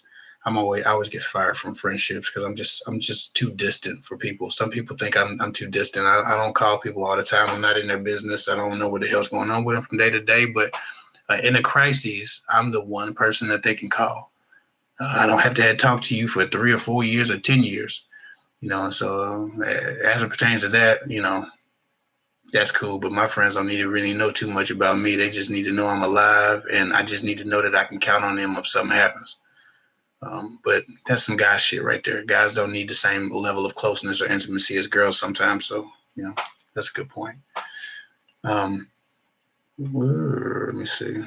Oh, and this is. I think I'm getting off of here at 1. I still gotta hit legs before I go to bed. And I didn't do legs last night, so I gotta work out when I get off here. So I'm actually getting off at 1:10. I can't stay on at 2 o'clock like I did last weekend because I got shit to go. I got shit to do, and I got work in the morning. It's all good. Somebody said, "Hey, but I'm waiting to get an answer." Well, what did Angelina Bristol want that I didn't answer? Because I definitely didn't mean to miss her question. Okay, my wife says, look at this. My wife gave me the 5 love languages. Okay, so back to the 5 love languages question because she did pay some. She did do a super chat. It's words of affirmation, physical touch, receiving gifts, quality time, and acts of service. Um, my love language is physical touch and acts of service. That's my love language, physical touch and acts of service. And my wife's love language is receiving gifts and quality time. So I was still right about hers. I just couldn't remember the other one I had. So me and my wife share what don't we have completely different love languages, and you know I could do a better job with the receiving gifts, and with my wife I could probably get her more random gifts. Um, but I'm not the most thoughtful person. Like I don't like again, I'm not trying to pretend like I'm like the perfect person in the world. I'm not the most thoughtful guy. I'm pretty boring and predictable sometimes, and so I have to really I have to set a note in my calendar or something to do something spontaneous because I'm very very mechanical and I work a lot. I'm basically working 24/7 between my actual job and this YouTube and these comments and these all the projects I have going on around this with the phone consultation. So my wife's love language is receiving gifts and quality time. Mine is words of affirmation and physical, not words of affirmation, but acts of service and physical touch. And she rubs my back. I feel loved. That's an act of service of physical touch. So you're killing two birds with one stone. But that's the answer to your question that you asked a while ago. We're probably out of this chat by now. Um, Somebody said, "Real talk, I love your videos. Thank you, the sweetest princess." Listen, I'm not gonna say everything right every time, and I'm gonna say something that you don't agree with sometimes. That's just how it's gonna work. But I'm always gonna be genuine, and I'm never gonna try to pander to what you might want to hear. I'm gonna tell you what I believe you need to hear, and you just got to respect the honesty. And I think you do. That's why you love my videos. But a lot of people get very upset, and they I'll get 4 or 5 comments from somebody in one day when they discover my videos. In the first 3 videos, they be like, "Oh my God, I love your content. Your content's so great. Subscribe." And then they get to a video that they don't like, and they be like, "How dare you as a man say this and so?" And then they unsubscribe. So listen, I'm not gonna always do the perfect thing, and I don't really mind. That doesn't bother me. I ain't losing no sleep over the shit. My intention is always to help. My intention is to do everything in love, and so that's where I stay. That's where I focus. Um, and if people can't understand that, then that's their thing. Somebody said men must hate you, Kev. You be giving away all their secrets. That's twofold. Uh, I get guys that write me all the time, and they say, "Man, you giving up the game and all this shit." And yeah, I am. And what? They ain't want to do nothing about it. It ain't like they're not gonna come meet no brother or nothing like that. And we ain't got to get to that. But most of the time, they just be venting a bit, and they come from another channel that does different things. That teaches an opposite message to men, and so I get it. Uh, they infatuated with the pimp game and the pickup artist stuff, and I get it. I understand, but I don't give a damn. And the other men that write me, The other men that write me enjoy my channel. I get a lot of guys that write me and say, you know what, I know you talk to women, but your advice is universal, I've been learning a lot from it, and I've been applying some of your concepts, and I've been having better relationships and better results in my relationships and in my dating. And I appreciate you, even though you talking to women, you really helping guys, because stronger women make better wives, and I truly believe that. Um, Not only is my goal to help women in their relationships and just to better their lives and their life's experience, because I've seen the old age of a woman with a bunch of regrets, as it pertains to her dating relationships. And so I want the women who encounter my videos to one day look back on their lives and feel like, you know what, they made the improvements early enough that they enjoyed themselves, they don't have a bunch of emotional trauma. But also, when women make these improvements, when they do meet a good man, they have a lot more to offer him. So I'm helping men by helping women, because the men that I know, the types of men that I know, they need emotionally stable women. They offer emotional stability. They need emotional stability. They offer loyalty. They need loyalty. They offer optimism in a relationship. They need optimism. They need support. They need love. They need respect. They need honor, right? And a healthy woman can give that to a healthy man, but an unhealthy woman with baggage has very little of that to offer to a man, right? Um, my wife says somebody's question need to be answered. Angela Bristow needs her question answered. I hope that we can find Angela Bristow's comment. Let me see. I'm gonna look for Angela Bristow's comment. Angela Bristow, oh well. I seen oh well, Angela Bristow, but I need to see the first comment. Angela Bristow, why so many relationship channels? Um, Well, Angela Bristow, YouTube is the biggest search engine outside of Google. So the biggest search engine in the world is Google. Angela Bristow, that's your question. The biggest search engine in the world is Google. Google owns YouTube because YouTube is video and visual based, and most of the world learns by audio and visual. Um, YouTube is actually the second largest search engine in the world, which means it has the biggest population of people using it outside of Google. So if a large population of people are using it, it would give way to it being more people. It's almost like saying, why are there so many McDonald's? Because there are a lot of people in the world, and it's a lot of people to feed. There are so many people in the world that have so many different personalities, so many different viewpoints, that there are a lot of relationship channels, because some people might like the way I say things. Some people might like the way Chaz Ellis speaks. Some people might like the way Derek Jackson does things. And I'm not comparing myself to these guys, because I just started, and they have hundreds of thousands of followers, and I think 50. I'm approaching 50,000, right? So I'm not putting myself in that category. I think that my advice is equally, sometimes if not more, helpful, but I'm not putting myself in that boat. What I'm saying is, and that's just a couple black dudes. You got that MA 2.0 dude that's black or brown. There's a slew of white guys that's doing your relationship channels, and that's cool too. But it's basically because so many personalities in the world, people want to see themselves in the person that they go on YouTube. You want to relate to somebody, right? So everybody's not going to relate to me, even though I give great advice, or a great perspective. Some people aren't going to relate to me, whether it's because of my race, because of my demographic, because I wear my hat to the back, because I have a gold chain. I don't give a damn. Whatever. Some people are just not going to relate to me. They're going to look at me like, I'm not. This is not the guy I need to be listening to. Next, they're gonna look at somebody and say, oh, maybe I have more in common with this guy, whether that's a white dude, whether that's a dude that wears a suit and gives advice in the suit, or whether it's an older, more mature looking guy who they, for whatever reason, believe his life experience would dictate that he knows more of these things and they can trust his opinion. It's all about personalities, and there are 7 billion damn people in the world. So 7 billion people are not on YouTube, but like 2 or 3 billion might be on YouTube. I mean, a very large percentage of the world is using YouTube, an insanely large percentage. They're not in a third world country; they're on YouTube. So it's just about serving the needs of the people, and it's a lot of McDonald's because it's a lot of people in the world. It's a lot of fucking airplanes and buses and cars because it's a lot of car manufacturers, because people have different tastes, and that's the same thing. People have different tastes, and there's a lot of singers. How many people that sing? It's a billion people that think they can sing and want to be the next Mariah Carey when she could sing, or Beyonce, or whoever, Jennifer Lopez. You don't ask why there are so many singers, because you understand that people are just going to have dreams, and a lot of people now want to be YouTube stars. A lot of people are looking for social media fame. Um,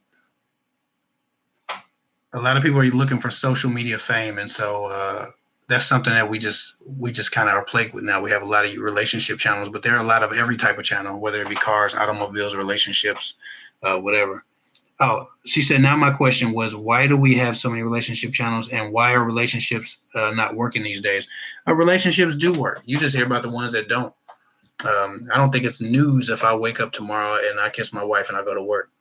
It's news if Kev Hick breaks up with his wife. That's newsworthy, right? So a lot of times when you witness a person's relationship, you've only witnessed it or been privileged to that information because it's been exposed to you. But why would it be exposed to you if it wasn't newsworthy? Usually, the newsworthy thing is the negative thing. If Kim Kardashian and Kanye West break up tomorrow, it's going to be headline news.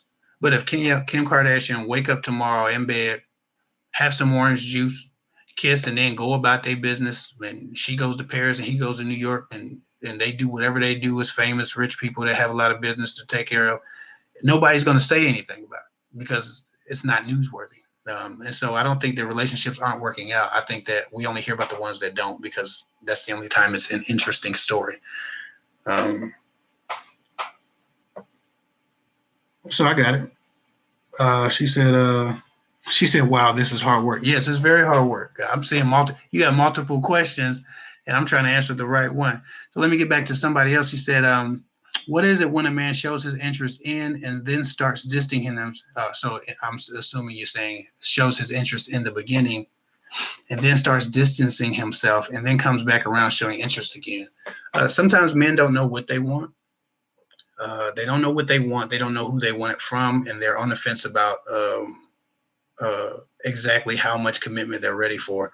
And so a lot of times people don't know what they want. So they go back and forth with someone, and they waste a lot of people's time. And that's just one of the side effects, or I don't even know. My vocabulary is just on the ground this evening. I can't think straight, but it's just one of the things you deal with in relationships. It's part of the natural progression of the relationship. And if you get with a guy who's not sure what he wants, you're going to get that. If you get with a guy who's very sure of what he wants, and that thing that he wants is you, then usually the process is much more streamlined.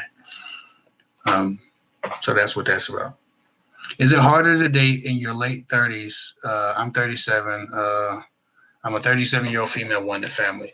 I don't I don't think it's I don't think it's harder. I feel like there are two things. I suppose, if I'm guessing, the dating pool would be more shallow in your late 30s, because those who were looking to settle down and had the maturity earlier are already settled down, is what my guess would be. And none of this is scientific, so don't go correcting me about no statistics. But I feel like in your 30s, the people who are still around and still dating have either learned or evolved, and now are looking to stop wasting time. And so you can actually get a more quality person who's been through some things and learned what they like and what they don't like, as opposed to getting a young person who's still bumping their head and still learning and still kind of rebelling against the commitments that involve a family. So yes and no. There are a lot of quality people out there in their late 30s, but I don't think it's easier, but I don't think it's harder. I think it's just a different game. Um, like the average life expectancy for a person is 60 something. For a guy, and I think it's like later 60s for a woman. So people ain't dropping dead before 37 most of the time. So these people are still around, they're still existing, and the dating pool isn't as small as we like to think it is. We just need to broaden the places we look and encounter people. Um, but you can definitely find somebody at 37. I don't think that's asking a lot at all. I know a lot of people in their 30s still dating heavily. They've always got a new person on their arm. Um, Angela's question above this. Okay, I think I'm looking at some old stuff now. Um, your advice on dating divorced men, please. You need to find out. G Slight says your advice on dating divorced men, please. You need to find out why a man is divorced. Uh, and per him, it will always give you, just about half the story. But you need to figure out why a man's divorced. I know men have been divorced 4 and 5 and 6 times, and they're the problem. But those women aren't asking the right questions, and then they're hoping that for whatever reason they're special, and that those same things won't happen to them in their relationship. So a dating divorced man is interesting because you need to figure out why he's divorced, what weaknesses he has that is causing him to fail in relationships at that level. At that level, I'm sorry. And so a divorced man can be very broken. I've known people to get divorced, and they really have trouble reacclimating into the dating life, and just loving themselves again. Like, the disappointment that sets in, the loneliness, the hurt. So, excuse me, damn it. So anyway, dating divorced men can be tricky, but it's just like dating a guy who just got his heart broken. You have to kind of figure out what the issues are and avoid those triggers that might make him think you could be the next woman to leave him if in fact he was left. If a man left his wife, you really don't have to worry about that. Just don't remind him of the woman he just dumped. And basically that's it. Don't remind a divorced man about the woman he just dumped or got dumped by, and you should be fine. Anonymous. Ooh. Elliot Cadeo, thank you so much for the super chat. Elliot Cadeo, for the 199 super chat. I really appreciate it. I don't care if it's 199 or 499. You didn't have to do it, so I appreciate that. Every little bit helps. I had a question and then my comment section skipped around. I have a problem with somebody says. I have a problem with my dad's wife because I feel like she's very rude. For example, me and my dad are having a disagreement. She is in the background saying things that instigate the convo. Yeah, sometimes step parents don't understand the boundaries that should be, especially with older children. They don't understand the boundaries that should be in place with older, more developed children. Some children don't need a parent after like 16 or 15. They need you to stay the hell out the way and just not interrupt the relationship that you have with your father or mother. So step parents can do that a lot of times, and it creates a huge rift. And so I feel for you, but unless your stepmother wants some advice on how to be a better stepmother, I can't really tell you what to do about it. Kayla Moore says, I'm only 23 and I'm in college studying law, and some people think that girls should approach guys first, but I think that guys should approach girls first. What do you think? I don't think it's as rigid as people make it out to be.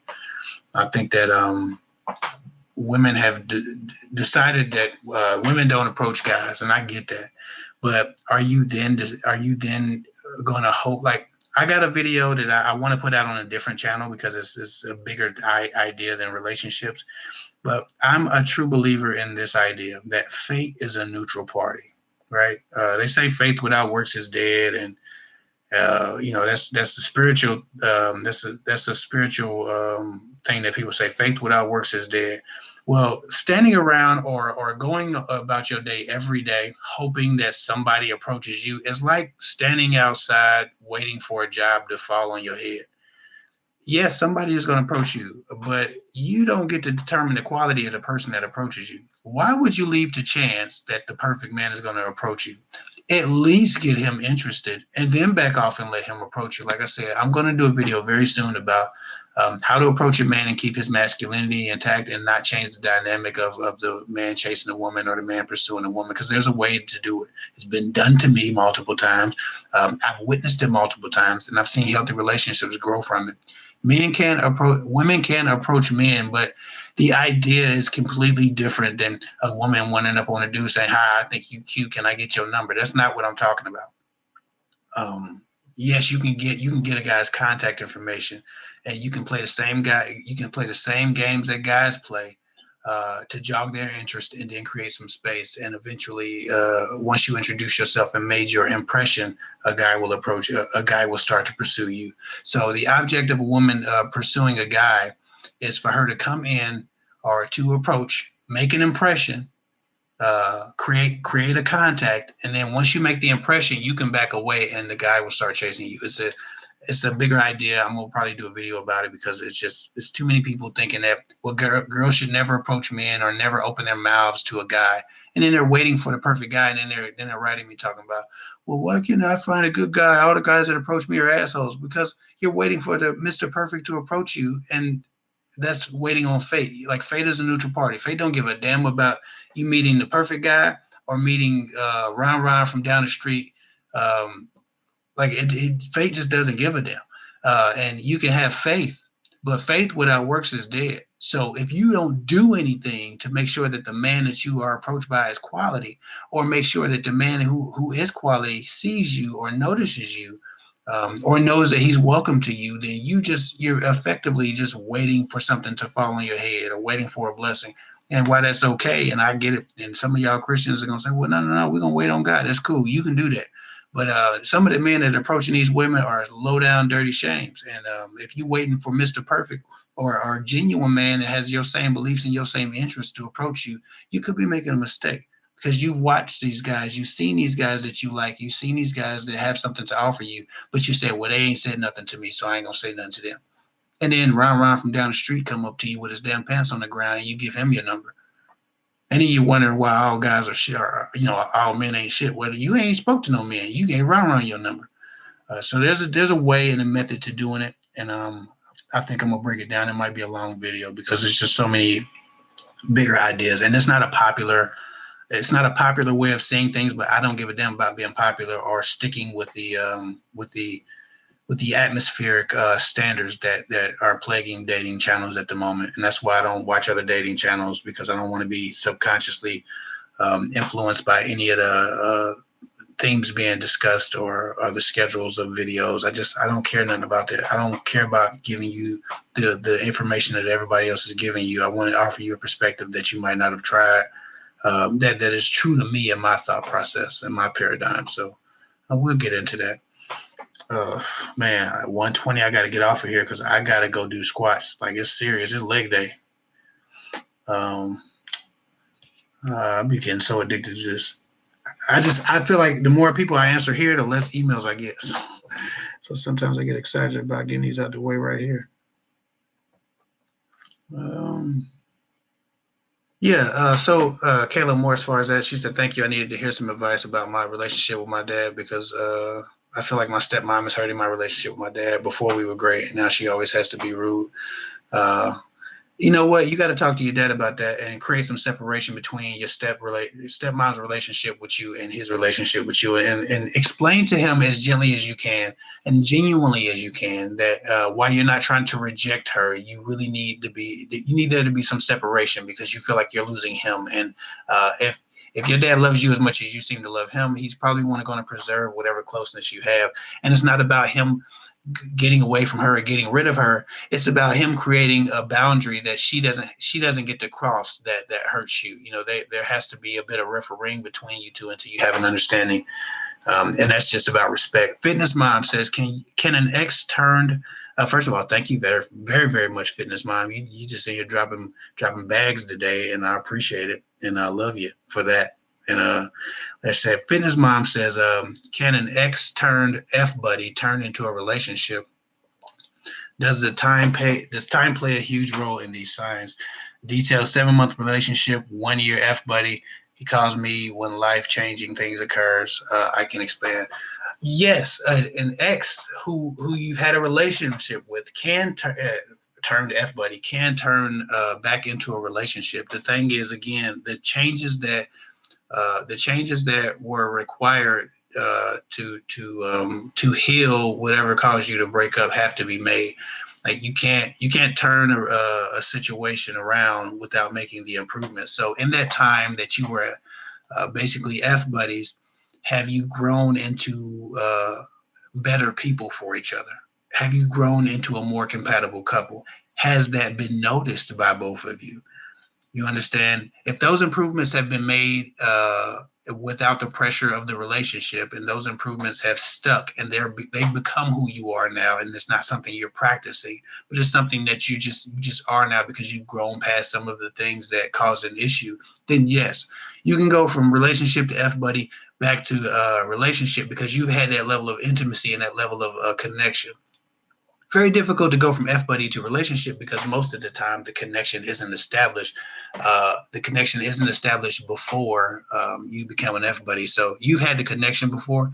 It is possible, but again, you have to. Both of you guys would have to have.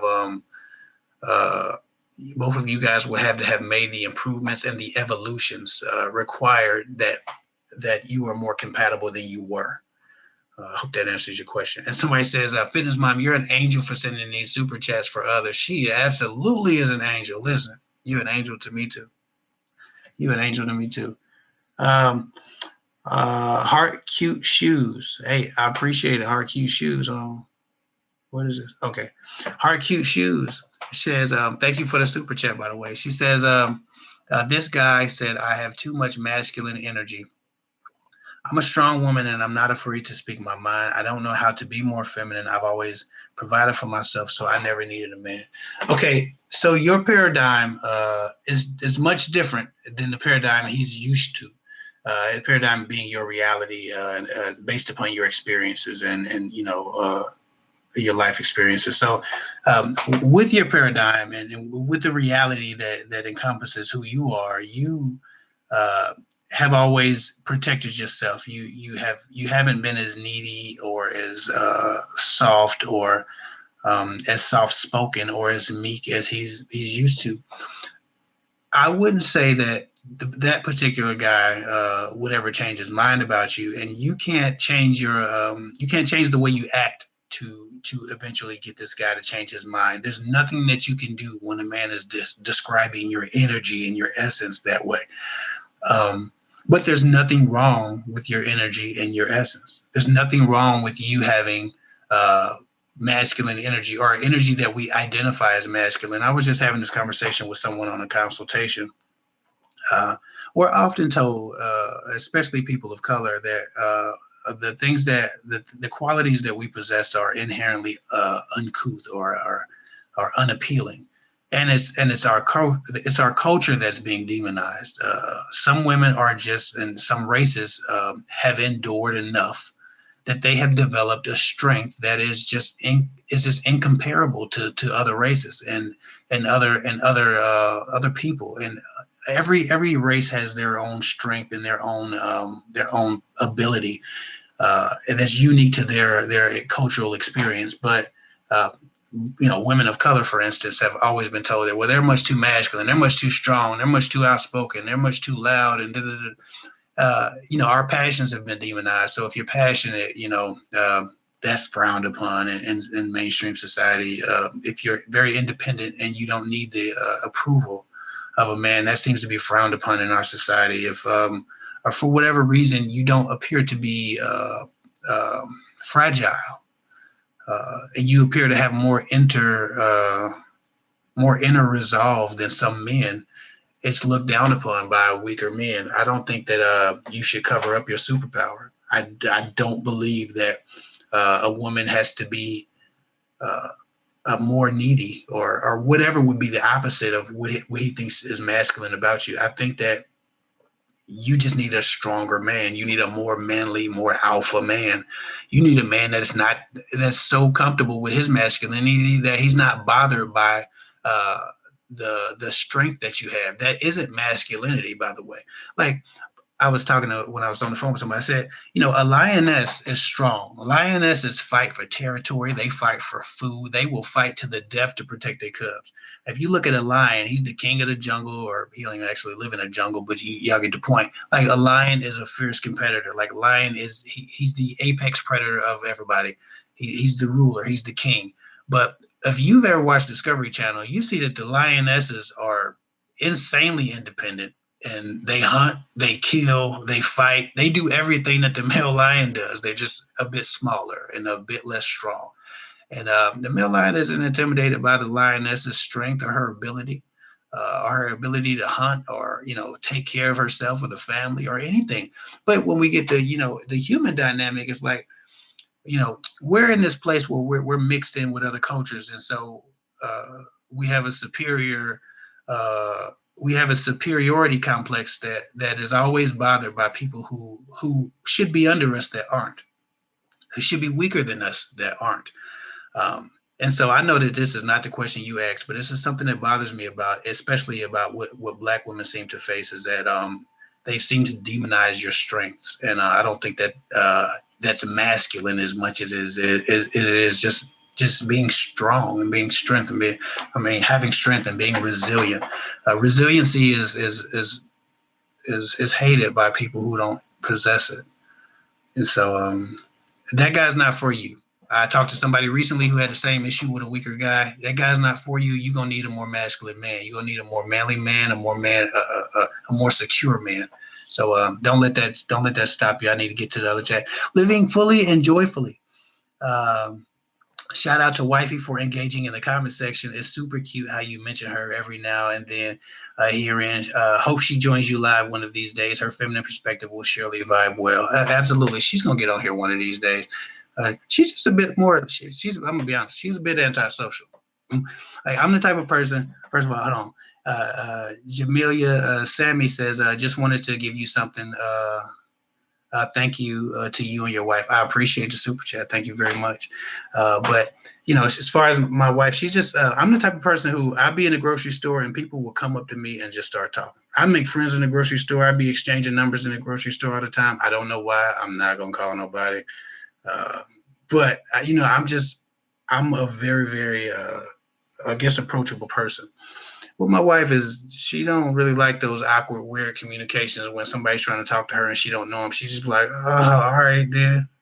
And so that's a part of my gift, but I'm not sure. I'm not sure when or if she'll be comfortable talking to a bunch of people. And then people say some horrible things. I haven't been enthused about having my wife or my family on here, just because people say some horrible things. Like, people are always looking to get noticed, and so they will say anything it takes to get noticed, even if it's insulting your wife or insulting your kids, or and then you got them black conscious son of them dudes that they just, oh, your wife's light skinned, you must hate yourself then, brother.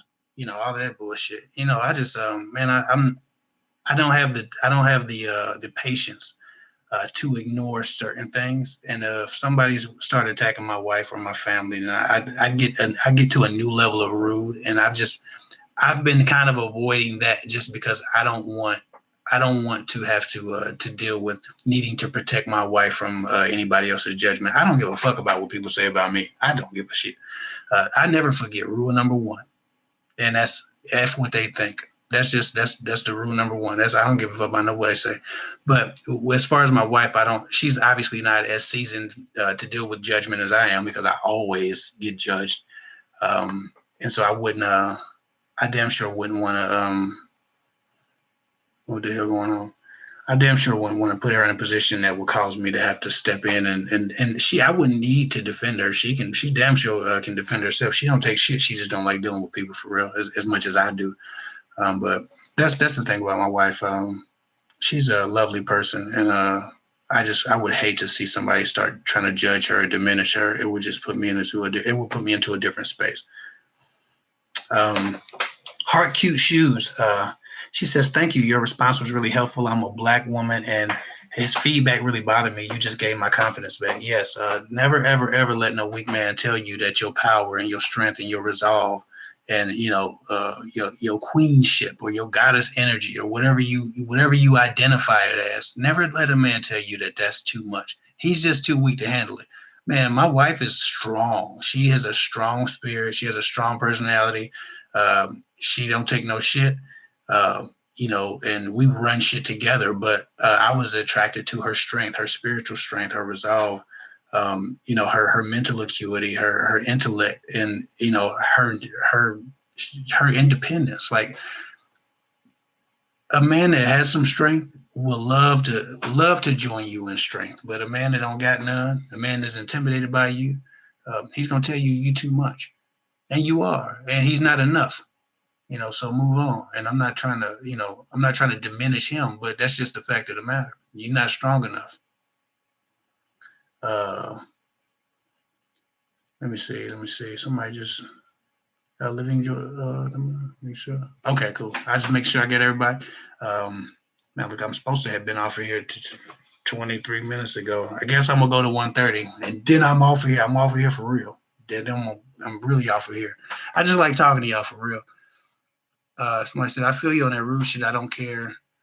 I'll address bullshit on my channel too. Yeah, sometimes like people think because you on YouTube that you just got to take that shit, or you just have to take it, and then people be like, well, why you delete the negative comments? Did you just leave it all up there and keep it 100, keep it a buck? No, if you insulting me, I'm not giving no hate or shine on my channel. Like I had to block somebody today. We was trying to have an intellectual conversation, and then she started insinuating I was a toxic misogynist or sexist or so whatever the hell. And I ain't got time for all of that. I don't even want them ideas expressed, because eventually it starts bringing in that crowd. I don't want that crowd around me. If you're not smart enough to get the context of the conversation, then my channel not for you. So I don't blame you, Tawanda, man. People really be going out of their way to say rude shit. Like somebody said today, like, oh, you are so boring, something, something, something. And I'm just thinking, well, you could just clicked off the video. You had to leave the insult. You know what I'm saying? I don't give a damn. It didn't mean nothing to me. But I'm tickled by people's need to put other people down. But again, that's people's having an inferiority complex. And wishing they had superiority, and they not seeing it. When you have confidence that people don't possess, they're intimidated by it. But if you were down on yourself, they would tell you, "Hey, you need to love yourself more. You need to you need to treat yourself better." Well, I fucking love me. I love me, and I don't need nobody's permission for it. And I'm not cocky. Y'all see, I show love to people. People attach their insecurities to your intention. So if I'm insecure about my looks, I'm gonna say your intention is to make people feel ugly because you think you are that. If I'm insecure about my money, I'm gonna say that you think you are that because you got money and you putting it in my face. No matter what the insecurity is, they'll find a reason to attach that insecurity to your intentions. And so, just try not to be a hater, y'all. Try not to be a hater. Why are they on your channel then? Exactly. Why are they on your channel? I don't know. She said, I agree with that mentality. Why not just leave instead of leaving negativity on there? And some people are rude. Moody Jim said, do video tags work? I'm a small YouTuber. Does anybody else have a channel?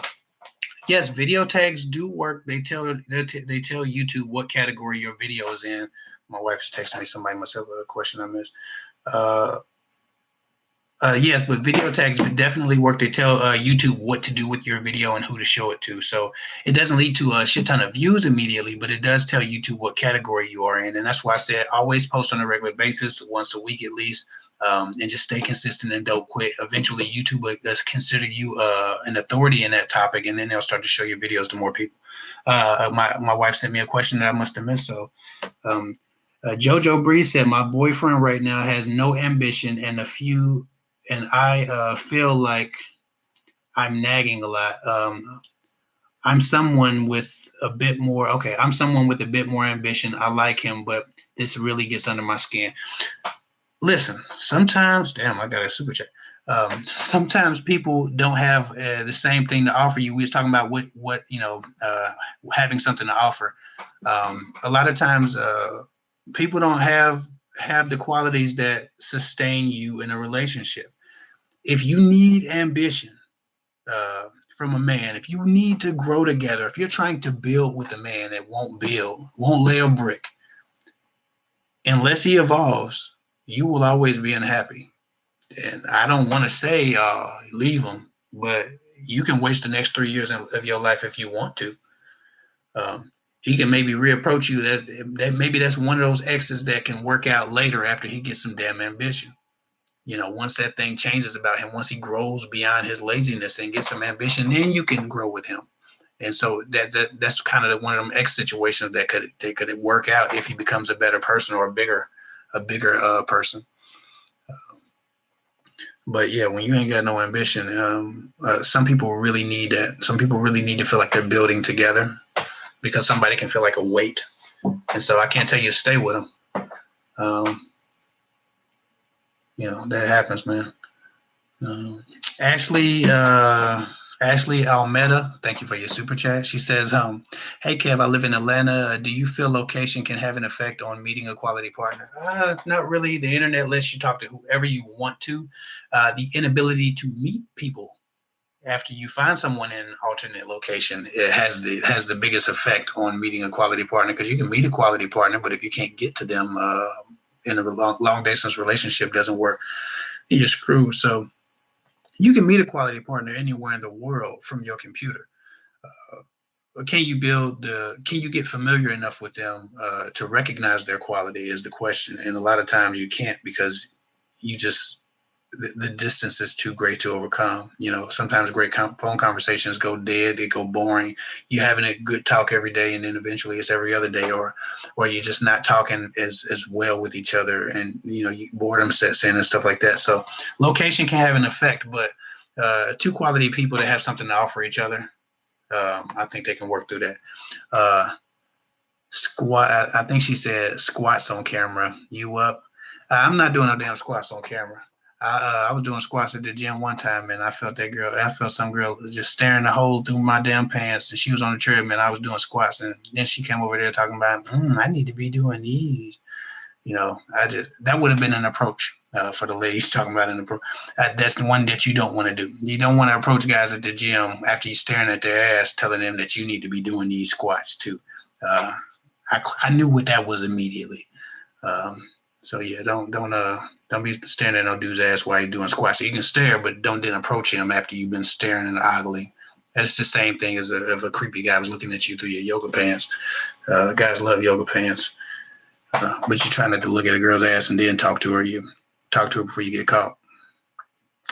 Anyway, listen, it's 1:30. I gotta get off of this computer. Good gracious, I gotta get off of this computer.